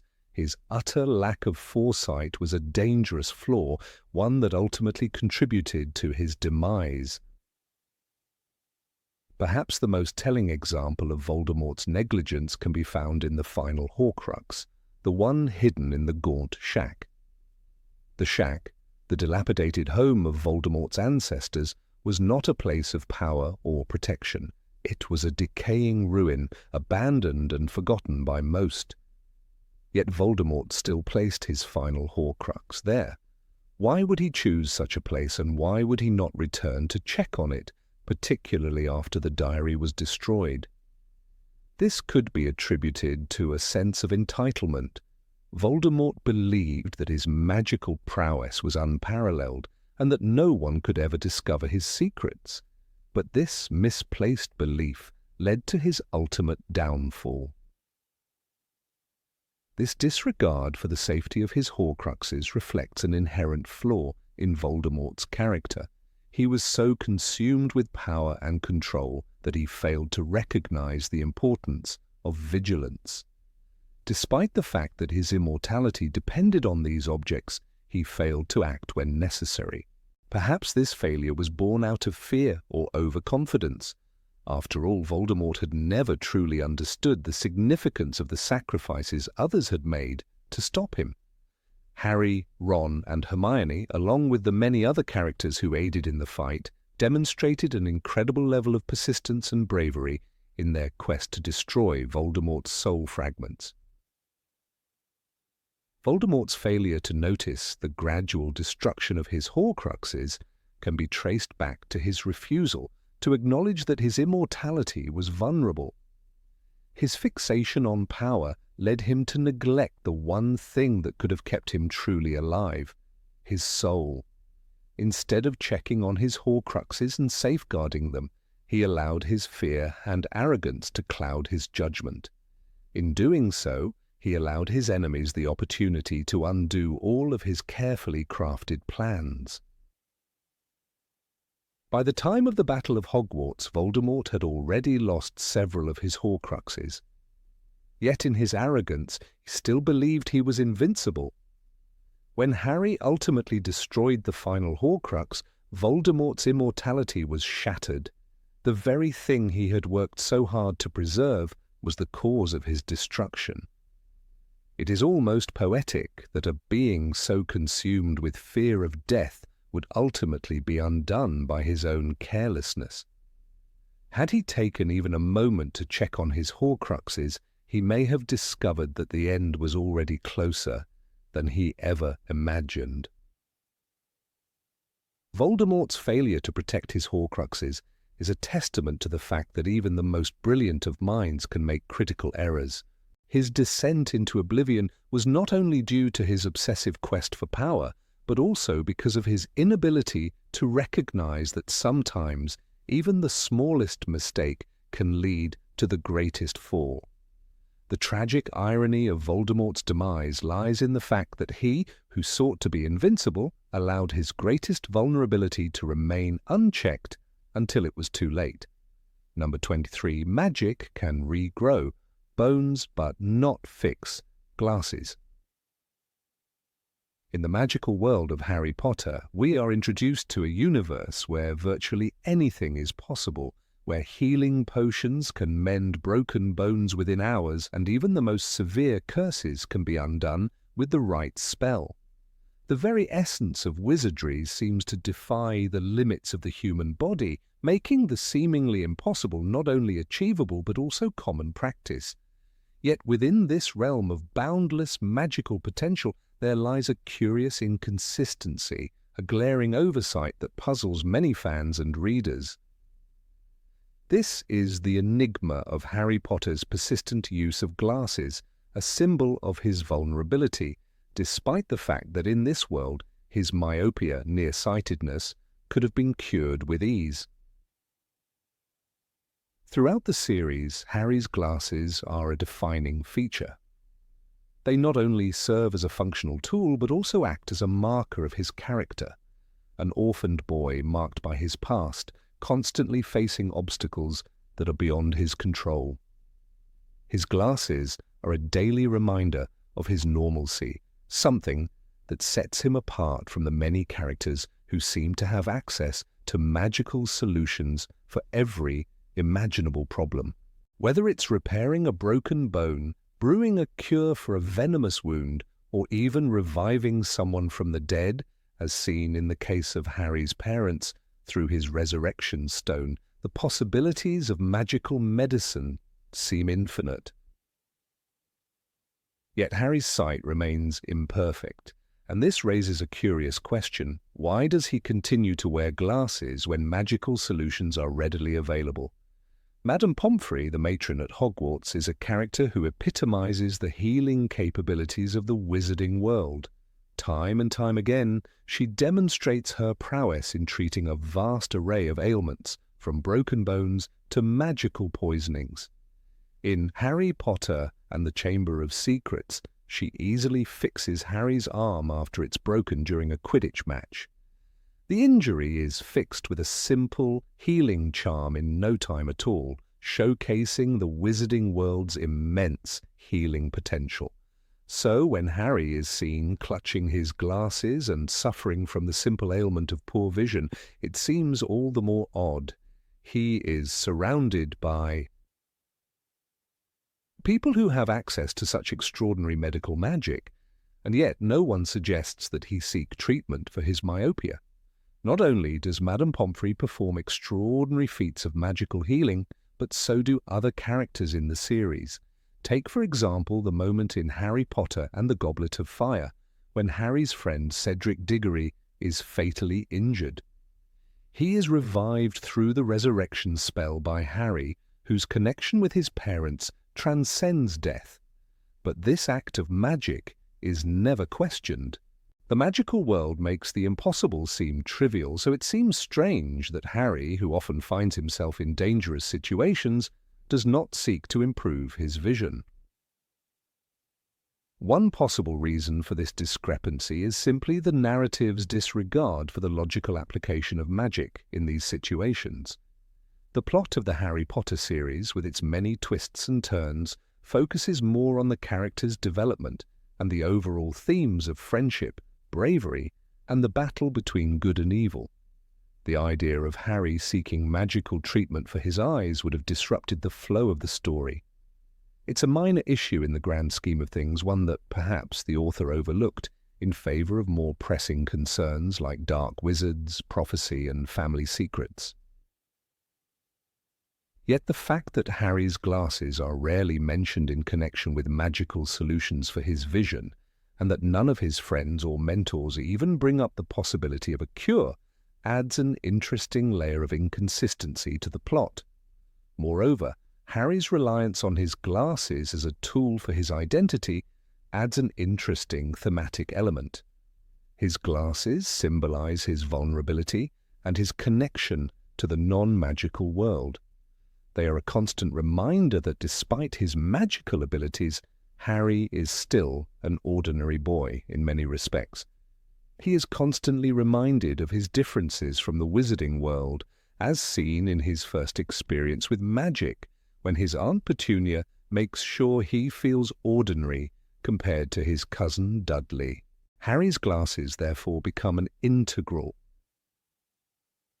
part of who he is, both as a character and as a symbol of his struggles. The glasses are a small yet powerful reminder that he isn't perfect, and that he is often subject to the same physical limitations as others. But this leaves us with the question of why, if magic can do so much, Harry never receives treatment for his eyesight. After all, we see characters in the series receiving extraordinary magical care. In Harry Potter and the Half-Blood Prince, when Draco Malfoy is cursed, Snape is able to cure him using a specific potion. In Harry Potter and the Prisoner of Azkaban, when Harry has a severe case of magic-induced pain from the impact of the Whomping Willow, Madame Pomfrey quickly heals him with her expertise. In fact, healing is so common in the wizarding world that it's hard to believe that something as minor as myopia couldn't have been easily corrected, and yet there is no mention of Harry ever considering it. In some ways, this oversight serves a larger symbolic purpose. Harry's glasses are in many ways a metaphor for his struggle against destiny and fate. He is marked from birth by the lightning scar on his forehead, and his glasses serve as another constant reminder that he is not like everyone else. His vision impairment, though relatively minor, echoes his broader challenges. He is often at odds with the world around him, unable to fully see what lies ahead or understand all the forces at work in his life. It is as though the glasses are a physical manifestation of the obstacles he faces, a symbol of the personal limitations he must overcome. Furthermore, the fact that Harry's glasses are never addressed as something that could be easily fixed reinforces the idea that some things are beyond his control. In a world where anything seems possible through magic, Harry's persistence in wearing glasses, despite their obvious inconvenience, reflects the idea that not everything can be solved with a spell or potion. Some aspects of his life, like his relationship with his past, his destiny, and his struggles with the wizarding world, cannot be fixed or cured by magic. The idea that his eyesight remains unaffected by the abundant healing magic around him adds to the sense of Harry's uniqueness, and perhaps his sense of being destined for something greater.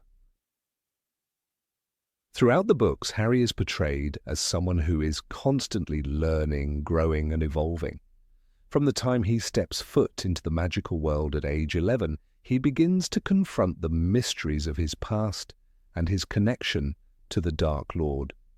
The series focuses on his development as a person, and his physical limitations, such as his poor eyesight, act as a subtle reminder that he is not perfect and must rely on others for help. His glasses serve as a symbolic reminder that no matter how powerful or important he becomes, he will always face obstacles, some magical, some personal, that he cannot simply overcome with a wave of his wand.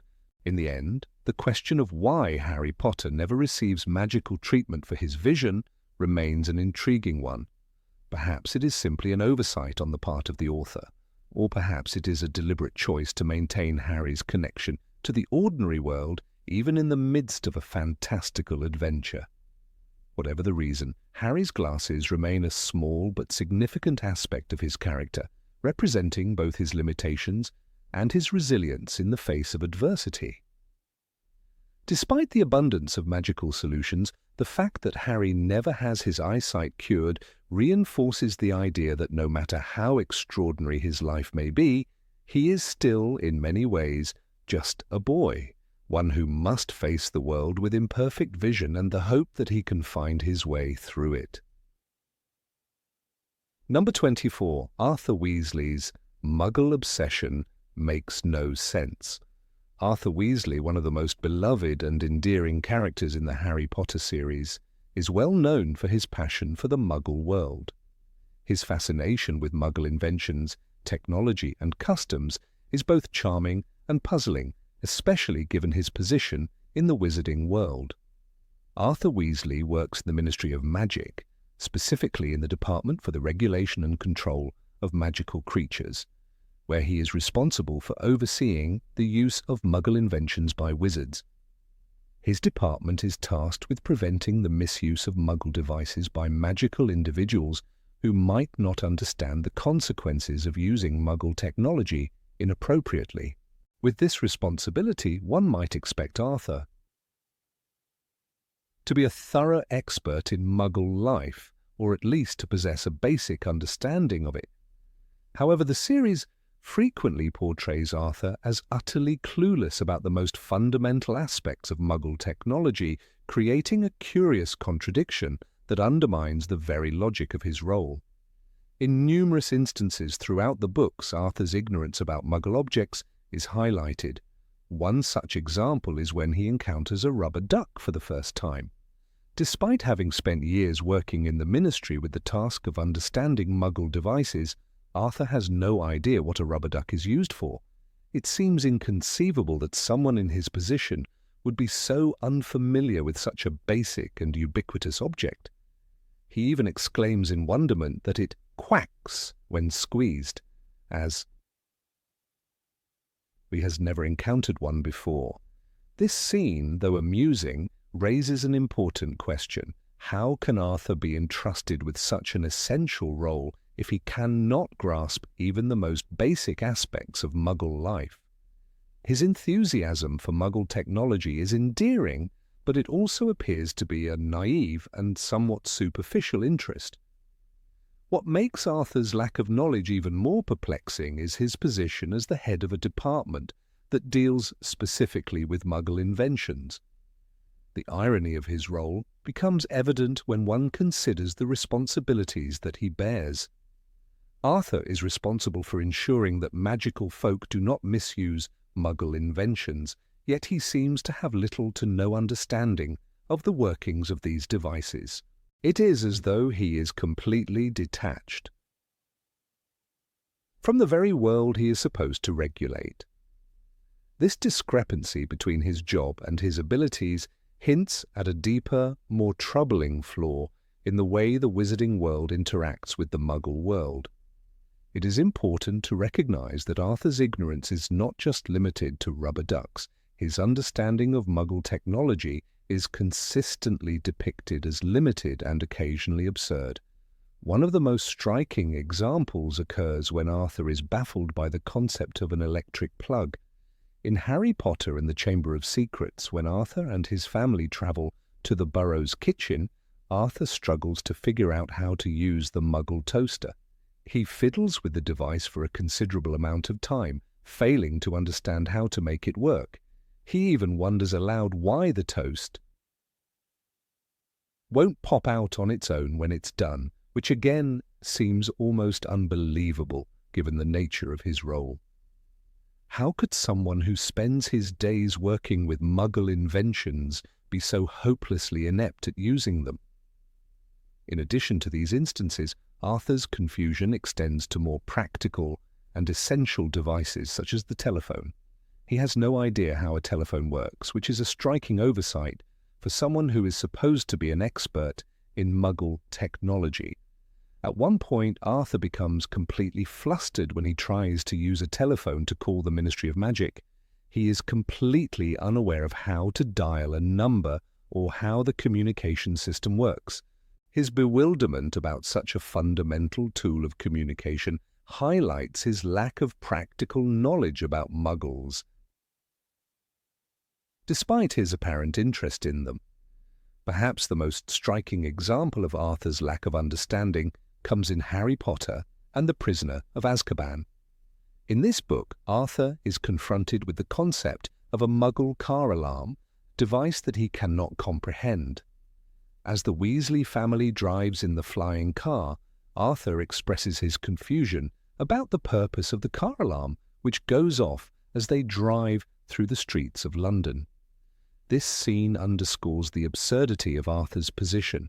How can he be responsible for ensuring that wizards do not misuse Muggle inventions if he is completely oblivious to the most basic aspects of those inventions? Despite these glaring contradictions, there is something undeniably endearing about Arthur's character. His genuine love for Muggle technology and his childlike wonder at the simplest of devices make him one of the most sympathetic characters in the series. His enthusiasm is infectious, and his inability to fully comprehend Muggle technology makes him more relatable. In a world where many of the characters are defined by their knowledge and power, Arthur is refreshingly naive and humble. However, this naivety also raises questions about the logic of his role in the Ministry of Magic. If Arthur were truly an expert in Muggle technology, one would expect him to have a better understanding of how basic Muggle devices function.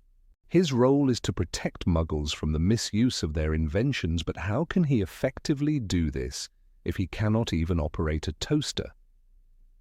It seems that the wizarding world, in its portrayal of Arthur, has allowed for a certain level of incompetence in his character for the sake of humour and charm.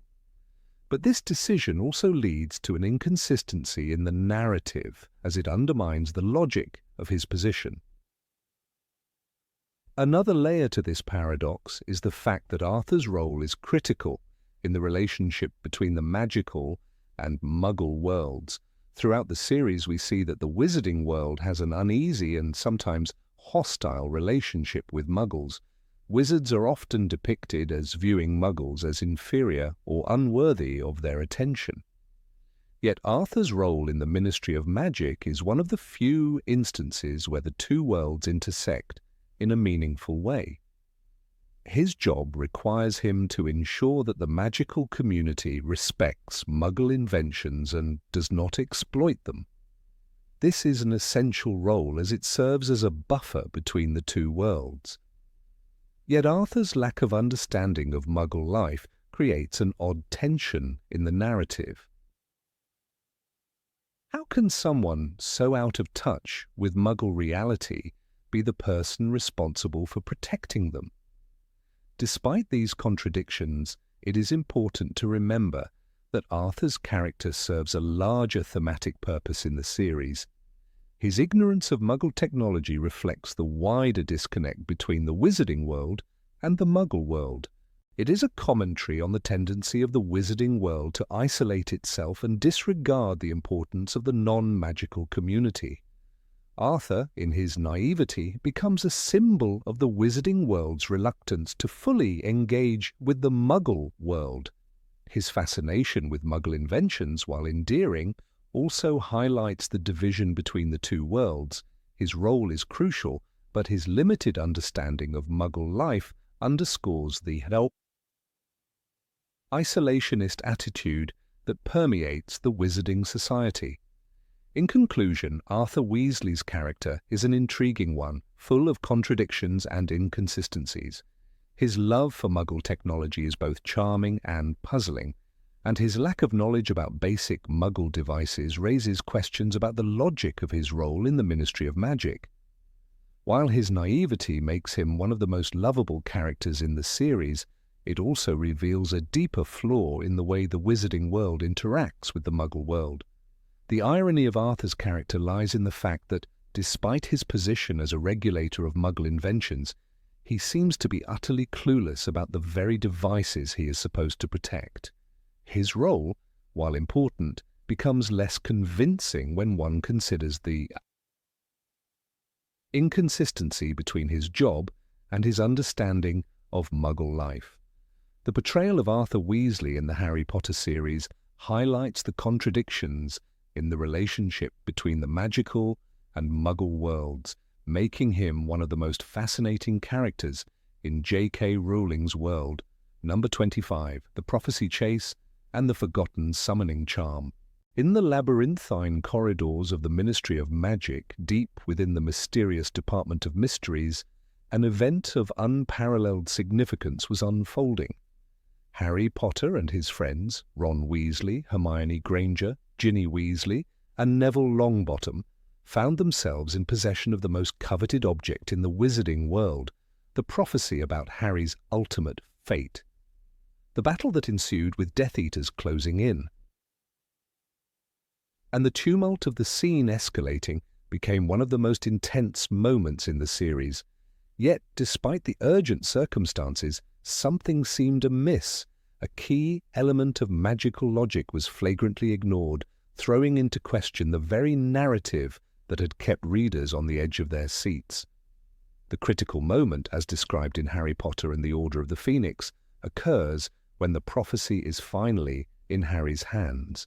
It was a breathtaking turn of events, a powerful object that supposedly held the secret to the end of the dark wizard Lord Voldemort and perhaps Harry himself.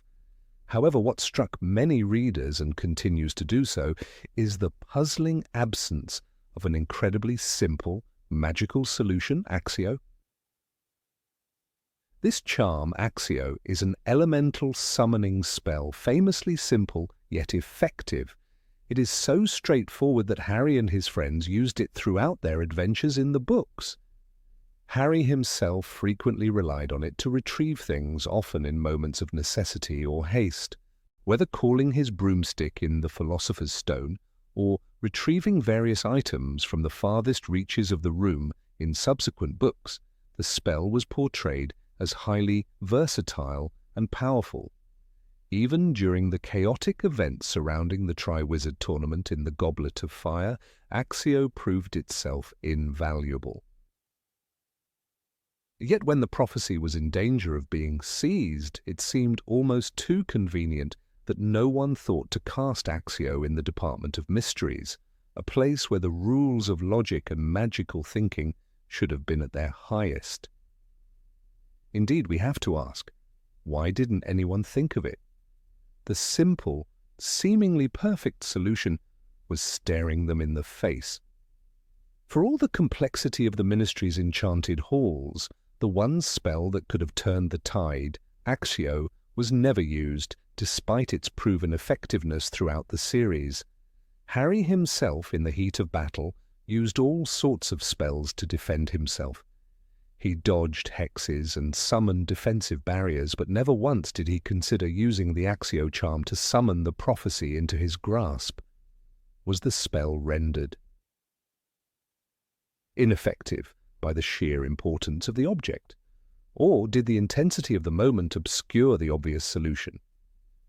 The absence of Accio raises several interesting questions about the logic of magical combat in the Harry Potter universe.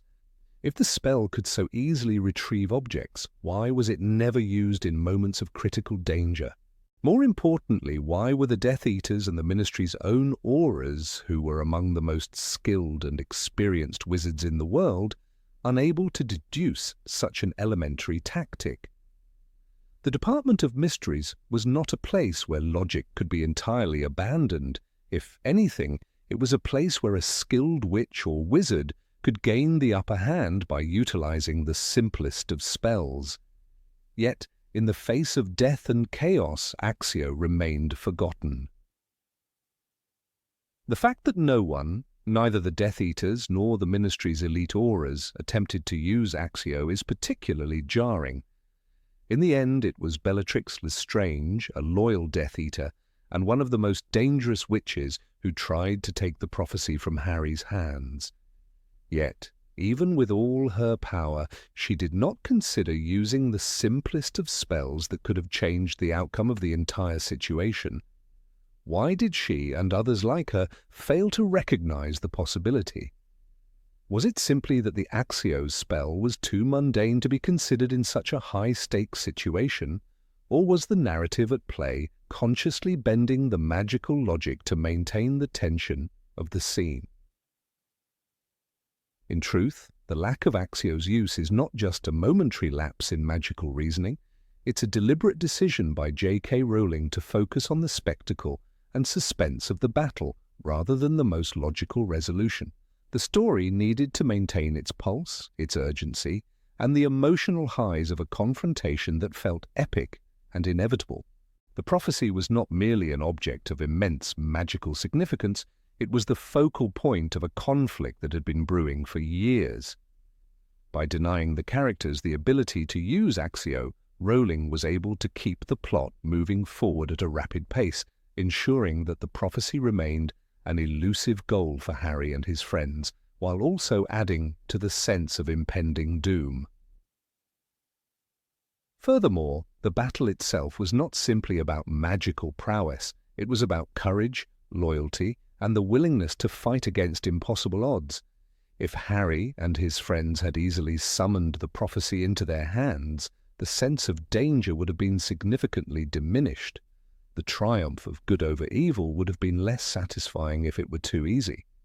Therefore, the decision to keep the Accio spell out of the equation can be seen as a narrative choice to create more tension, to allow the characters to struggle and suffer, and to set the stage for the climactic loss that would follow.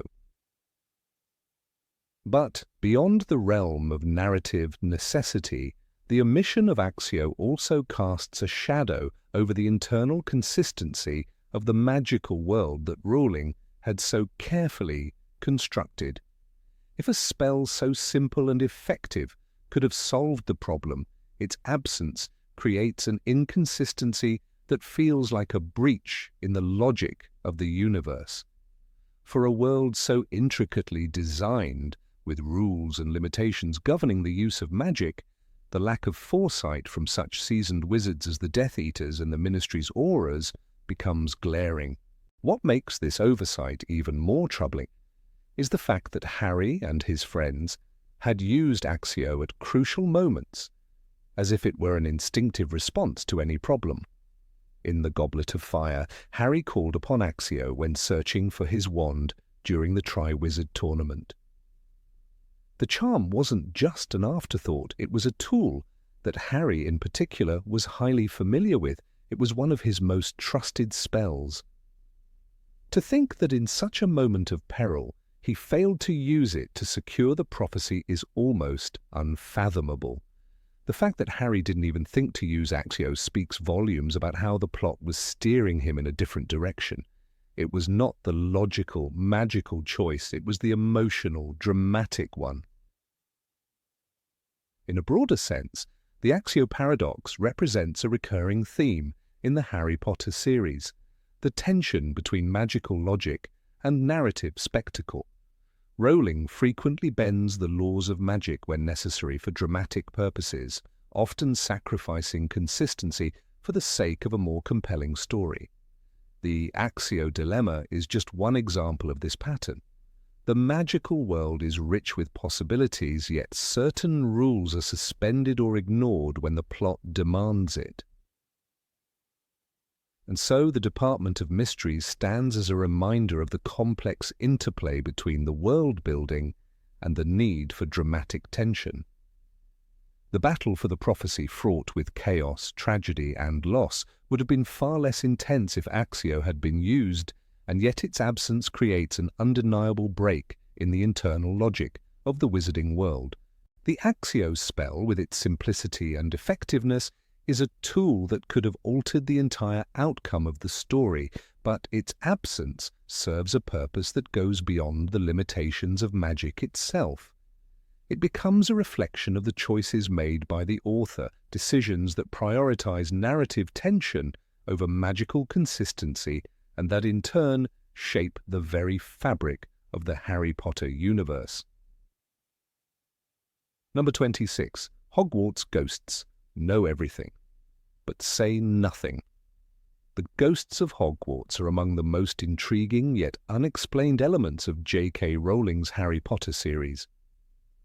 These spectral figures inhabit the vast halls and corridors of the ancient school, their ethereal forms drifting through walls often seen and sometimes heard by the students. They have witnessed centuries of history unfold before them, carrying with them secrets and stories that span generations. Yet for all their knowledge of the castle, the ghosts remain eerily silent when it comes to the mysteries that unfold within the school. One of the most baffling examples of this is their behavior during the investigation of the Chamber of Secrets. The ghosts, despite their long-standing presence in Hogwarts, make no real contribution to the discovery of the Chamber's secrets, leaving Harry and his friends to solve the mystery on their own. One of the most enigmatic figures among the Hogwarts ghosts is Nearly Headless Nick, the ghost of Gryffindor House. He has been haunting the school for over 5 centuries, a long and eventful history that would surely provide him with a wealth of knowledge about the secrets hidden within the castle's walls. In Harry Potter and the Chamber of Secrets, Nearly Headless Nick's history is revealed in greater detail. As a ghost who has been tied to the school for so long, he should, theoretically, know everything about it: the layout, the hidden rooms, the long-forgotten corridors, and the secrets buried deep within the walls. And yet when it comes to the discovery of the Chamber of Secrets, Nick is notably silent. Despite his long tenure at Hogwarts, he does not seem to offer Harry and his friends any valuable insights into the mystery that has been plaguing the school for decades. It is not just Nearly Headless Nick who fails to provide help during the investigation. The other ghosts in the school, including the Fat Friar, the Grey Lady, and the Bloody Baron, also seem to know nothing of the Chamber of Secrets, or the secrets hidden within it. These ghosts, who have been haunting the castle for just as long as Nick, do not offer any clues or guidance to the students trying to uncover the truth. Even the house elves, creatures that serve the students and faculty of Hogwarts and have lived there for centuries, remain silent, despite their intimate knowledge of the castle and its workings. They too refrain from speaking out when the mystery of the chamber is at its height. This lack of assistance from the inhabitants of Hogwarts is puzzling. These beings, who have lived in the castle for hundreds of years, would have surely encountered the secrets of the school before. The ghosts, in particular, are aware of the castle's history and are often seen wandering the halls, reminiscing about the past. Given their long-standing presence, it would stand to reason that they would have knowledge of hidden chambers or secret passageways. And yet when Harry and his friends face the daunting task of discovering the Chamber of Secrets, the ghosts remain conspicuously unhelpful. It is as though they have all agreed to maintain a collective silence, leaving the students to fend for themselves. One might argue that the ghosts of Hogwarts are simply uninterested in the affairs of the living, but this does not seem to align with their behaviour throughout the series. Nearly Headless Nick, for instance, is quite willing to interact with Harry and his friends on numerous occasions. He offers advice, shares stories, and provides comfort when needed. He is not portrayed as a detached or indifferent figure. Yet when it comes to the Chamber of Secrets, he is inexplicably tight-lipped. His silence becomes all the more perplexing when one considers the fact that he has been haunting Hogwarts for centuries and thus must have witnessed many of the school's most important events. There is a significant moment in the Chamber of Secrets when Harry, Ron, and Hermione are desperately searching for clues about the mysterious chamber. They turn to the castle's inhabitants for help, hoping to uncover any useful information. Harry even seeks out nearly Headless Nick, but the ghost offers no substantial insight.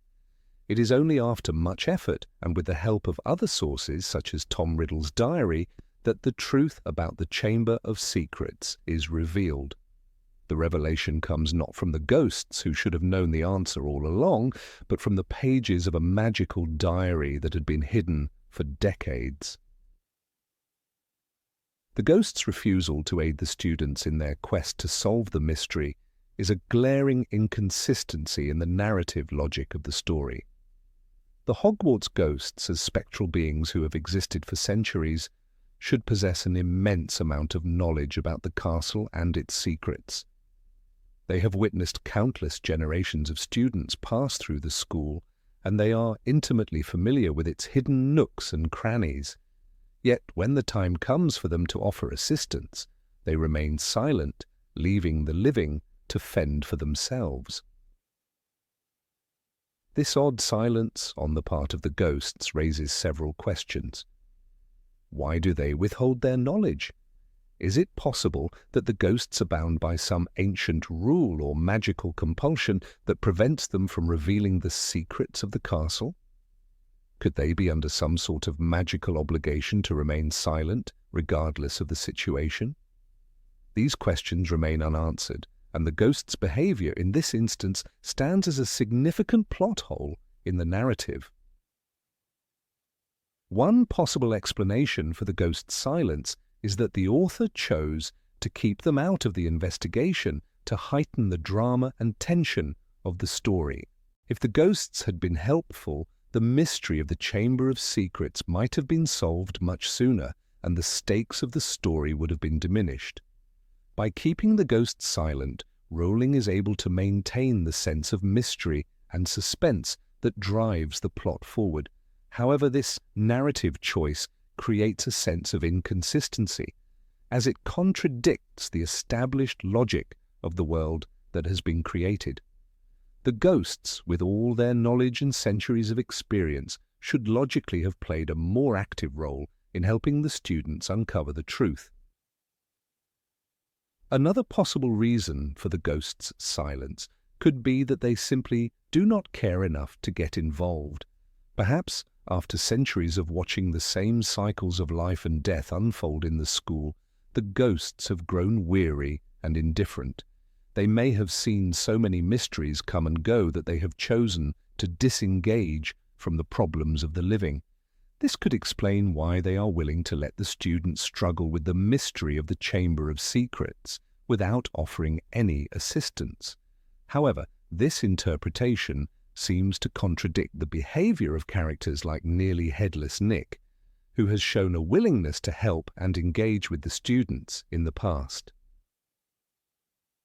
His silence during the events surrounding the Chamber of Secrets feels out of character, and thus does not fully support this theory. It is also worth considering the role of the house elves in this scenario. The house elves, like the ghosts, have lived in Hogwarts for centuries and possess intimate knowledge of the castle. Yet they, too, remain silent during the investigation of the Chamber of Secrets. This silence is particularly strange given the fact that the house elves are shown to be extremely loyal and eager to help their masters. In the Chamber of Secrets, Dobby is an example of a house elf who is willing to go to great lengths to protect the students, even if it means breaking the rules. Yet despite their loyalty and knowledge of the castle, the house elves do not offer any assistance in uncovering the secrets of the chamber. This silence further deepens the mystery surrounding the events at Hogwarts. Ultimately, the ghosts' failure to assist the students in their investigation of the Chamber of Secrets remains one of the most puzzling aspects of the Chamber of Secrets. The ghosts, who have lived in the castle for centuries and should possess a wealth of knowledge about its secrets, choose not to reveal anything that could help Harry and his friends. Their silence is a glaring plot hole in the narrative and creates a sense of inconsistency within the world of Hogwarts. The ghosts, who have always been portrayed as helpful and willing to engage with the students, seem strangely detached when it matters most. This unexplained silence raises questions about the true nature of the ghosts' knowledge and their role within the story. Number 27. James and Lily's missing friends. When James and Lily Potter were tragically murdered by Lord Voldemort, the entire wizarding world was thrown into mourning. Yet amidst this grief, one significant question remains unanswered and largely unexplored within the Harry Potter series. Why did none of their close friends who were part of the Order of the Phoenix and who were so deeply connected to James and Lily, make any effort to reach out to Harry after his parents' death? The absence of these friends from Harry's early life, especially during the years he spent with the Dursleys, raises unsettling questions about both the story's internal logic and the motivations behind Dumbledore's actions. We know that James and Lily were not isolated figures. They had a strong and tight-knit group of friends who were also key members of the Order of the Phoenix, figures like Remus Lupin, Sirius Black and Peter Pettigrew, as well as other witches and wizards who were undoubtedly close to them. These were not just casual acquaintances, they were people who had fought alongside James and Lily in the First War against Voldemort.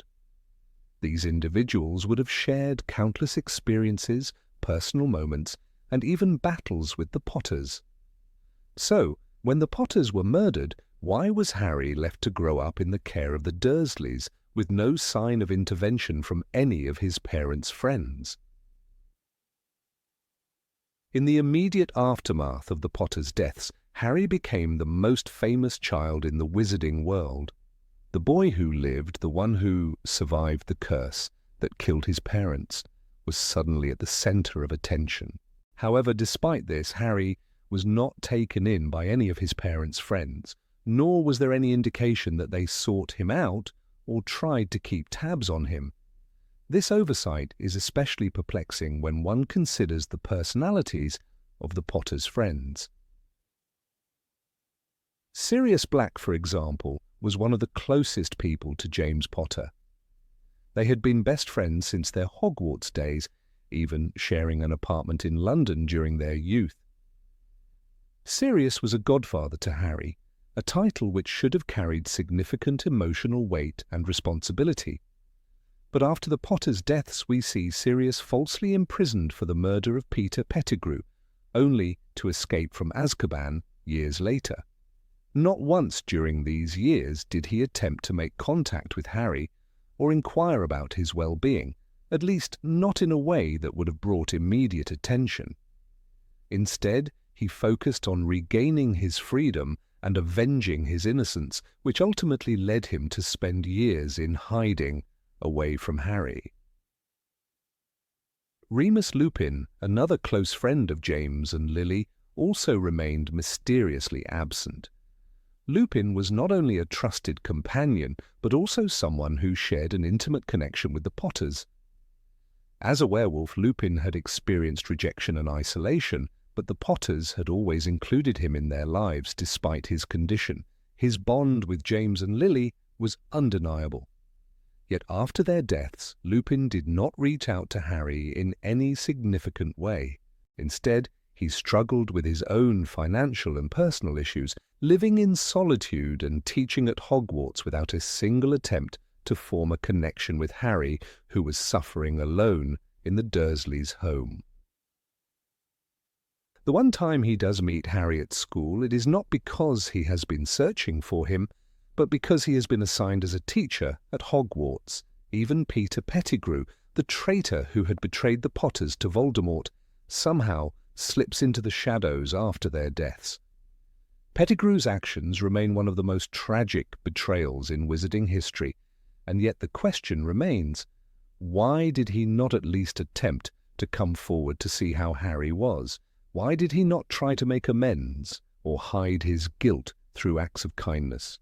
Perhaps because he knew that his actions would eventually be discovered, or perhaps because of the nature of his loyalty to Voldemort. Either way, the absence of Pettigrew's presence, even as an individual who knew the consequences of his betrayal, is stark. Perhaps the most troubling aspect of this situation is the role played by Albus Dumbledore. Dumbledore was the head of the Order of the Phoenix, the man who had watched over Harry since his infancy, and the wizard who made the decision to place Harry with the Dursleys.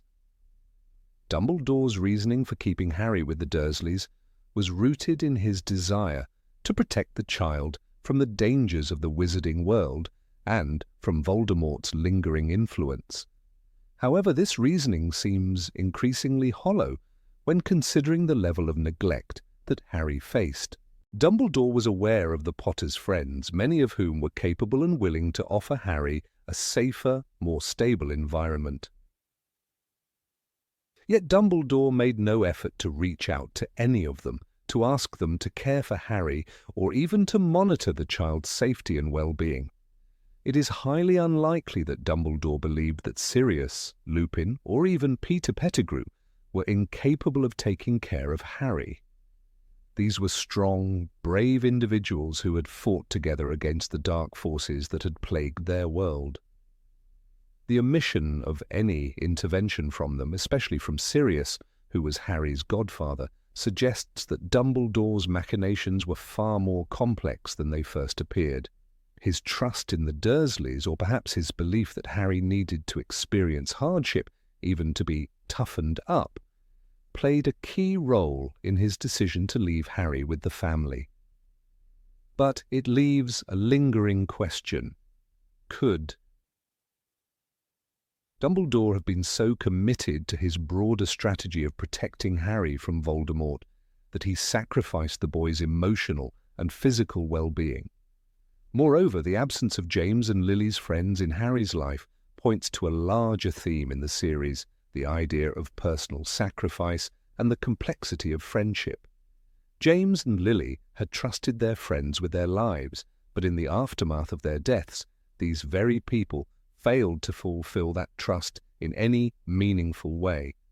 It raises a deep philosophical question about the nature of loyalty, sacrifice, and the limits of friendship when faced with overwhelming external forces. If James and Lily had been so deeply connected to their friends, then why did those friends not come to the aid of their son? This lack of involvement in Harry's early life becomes even more poignant as the story unfolds. When Harry eventually meets Sirius Lupin and the others, it is not through a gradual, heartfelt reunion, but rather through unexpected and often perilous circumstances. The idea of Harry growing up with the emotional scars of abandonment, not just by his relatives but also by the people who should have been his surrogate family, becomes an emotional centerpiece of his journey. These people who had known his parents, who had fought beside them, should have been the ones to raise him, but instead Harry was forced to rely on his own resilience to survive. The fact that Harry's relationships with his parents' closest friends are so delayed and strained only serves to underscore the tragedy of his early life. He is thrust into a world of conflict and confusion, filled with figures who were supposed to be his guardians, yet who were either absent or too late to offer the love and care he needed. This lack of intervention from the adults in Harry's life speaks to the larger theme of loss and the quest for belonging that runs through the entire series.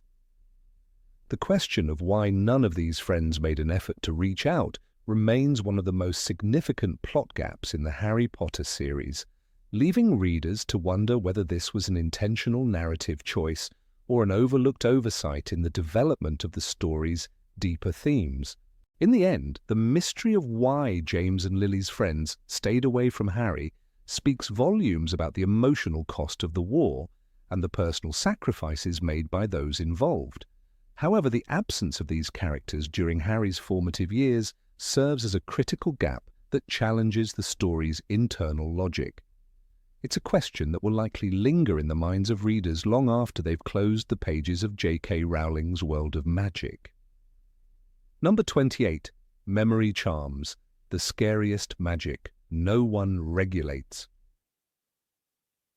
In the magical world of Harry Potter, where complex spells and enchanting charms make everyday life unpredictable, few magical elements hold the weight of danger, quite like memory-altering spells.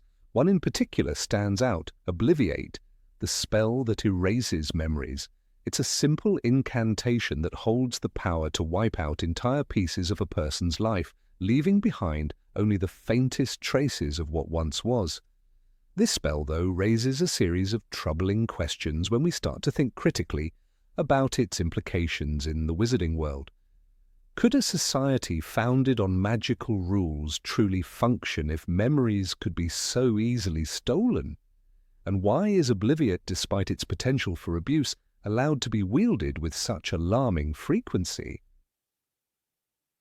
Take, for example, the renowned memory-modifying work of Professor Gilderoy Lockhart, a man whose fame was built on false stories of heroic deeds, all fabricated by the very spell he would later, unwittingly, use on himself.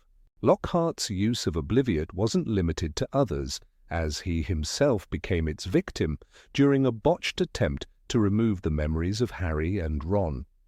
The spell, while intended to erase the memories of his audience to hide his lies, backfired, rendering him completely incapable of recalling any part of his own life. In the aftermath, Lockhart was reduced to a shell of a man, stripped of the memories that once fed his fame and persona. His misuse of Obliviate highlights the spell's dangerous potential. What's more alarming is how regularly it is used by those in power to maintain control, whether it's erasing the memories of muggles who've witnessed magical events or covering up embarrassing magical mishaps. But what are the consequences of a spell that can strip a person of their past? How could a society continue to function if its citizens could lose themselves with the flick of a wand? After all, memory is what defines a person. It is the bedrock upon which identity, beliefs, and connections are built. Without memory, what remains? The idea that a single spell could erase this fundamental aspect of humanity raises the terrifying possibility that no one in the magical world is truly safe from losing their own identity. And yet Obliviate is used with what seems like casual indifference. When Ron Weasley, for instance, inadvertently uses the spell on his family during the journey to Diagon Alley in Harry Potter and the Philosopher's Stone, the act of erasing memories seems almost trivial. It's not treated as a serious violation, but as a mere mistake, one that is easily corrected by a simple incantation. While the magical community shows a surprising lack of concern for the widespread use of Obliviate, the gravity of this oversight becomes clear when we consider the strict punishment associated with another dangerous spell, the Imperious Curse. The Imperious Curse, which forces the victim to obey the caster's will, is one of the unforgivable curses and carries a sentence of life imprisonment in Azkaban. Its nature is sinister as it robs the victim of their free will, turning them into little more than a puppet. But why, one might ask, is the Imperious Curse given such strict regulation while a spell that can erase a person's very identity, Obliviate, is not only allowed but frequently used without consequence? It seems that the magical world, and particularly the Ministry of Magic, has adopted an inconsistent approach to spells that strip away the autonomy and agency of individuals. Obliviate may not force someone to commit an action, but it does erase their memories, thus depriving them of their ability to make informed choices. In the case of Lockhart, for example, it wasn't just his memories of his accomplishments that were erased, but also the fundamental experiences that allowed him to function as a person. In essence, his entire sense of self was lost, and yet no one in authority seemed to regard it as a problem. If Obliviate can be used so easily to erase memories, where is the accountability? Why are there no safeguards in place to protect the magical community from its dangerous consequences? Consider also the actions of the Ministry itself. In Harry Potter and the Order of the Phoenix, we learn that the Ministry had been well aware of the growing threat of Voldemort's return, but chose to deny it, preferring to maintain a sense of order and control. The Ministry's neglect in addressing this very real danger speaks volumes about its priorities.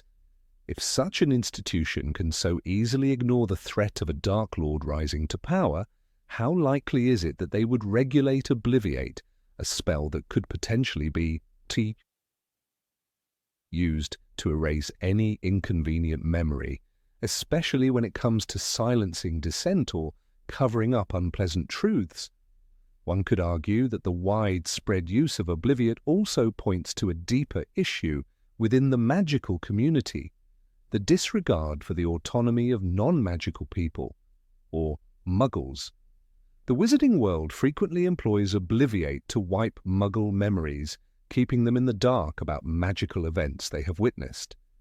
This disregard for Muggle rights is demonstrated time and time again, such as when the Weasleys use the spell to alter the memories of Muggle witnesses at the Quidditch World Cup, ensuring that they forget the chaos that ensued when Death Eaters attacked. These actions, while ostensibly protecting Muggles from the dangers of the wizarding world, also reflect a troubling pattern of treating Muggles as if they are disposable, mere bystanders who don't deserve the right to their own memories. In contrast to the casual usage of Obliviate, the Imperious Curse is the subject of intense regulation. Perhaps it's the overt manipulation of free will that makes the Imperious Curse so dangerous. It turns a person into an unwilling servant, but the long-term effects of the curse on a person's mind are less catastrophic than having one's memories erased. Or perhaps it is because the Imperious Curse is associated with the dark arts, a connection that makes its use inherently nefarious in the eyes of the Ministry. Either way, the disparity in treatment between these two spells, one of which can alter the very core of a person's identity, and the other of which merely takes away their ability to choose, suggests that the Ministry's view of magical crimes is skewed and inconsistent. The lack of oversight on Obliviate also presents a troubling reality. If any wizard can erase the memories of others, What stops them from erasing inconvenient truths or fabricating entirely new histories? Imagine a society where anyone with a wand could not only alter their own memories, but could also rewrite the past for others. The ability to erase memories in this sense becomes a tool of power, one that can be used to control the narrative of history itself. What's more, the ease with which Obliviate can be used suggests that memory is not as sacred or protected as we might hope in a society that holds so much power in the hands of its magical elite. In a society built on secrecy, Obliviate serves as a convenient means of maintaining control, but it also exposes the vulnerability of a system that relies on the ability to rewrite or erase inconvenient facts. If memory can be tampered with so easily, who is to say that the history we know is not the result of carefully curated memories? This raises an unsettling question. Does the Ministry of Magic truly have the best interests of the wizarding world at heart when it allows such dangerous spells to be wielded with impunity? The conclusion here is clear. While the spell Obliviate serves as a convenient tool for managing inconvenient memories, it also poses a profound threat to personal autonomy, historical integrity, and the very concept of identity. The inconsistency in how memory-altering spells are regulated raises serious questions about the ethical and legal framework of the magical world. In the end, it seems that the Ministry's lack of control over such a powerful spell could be the very thing that endangers the stability of the wizarding world itself.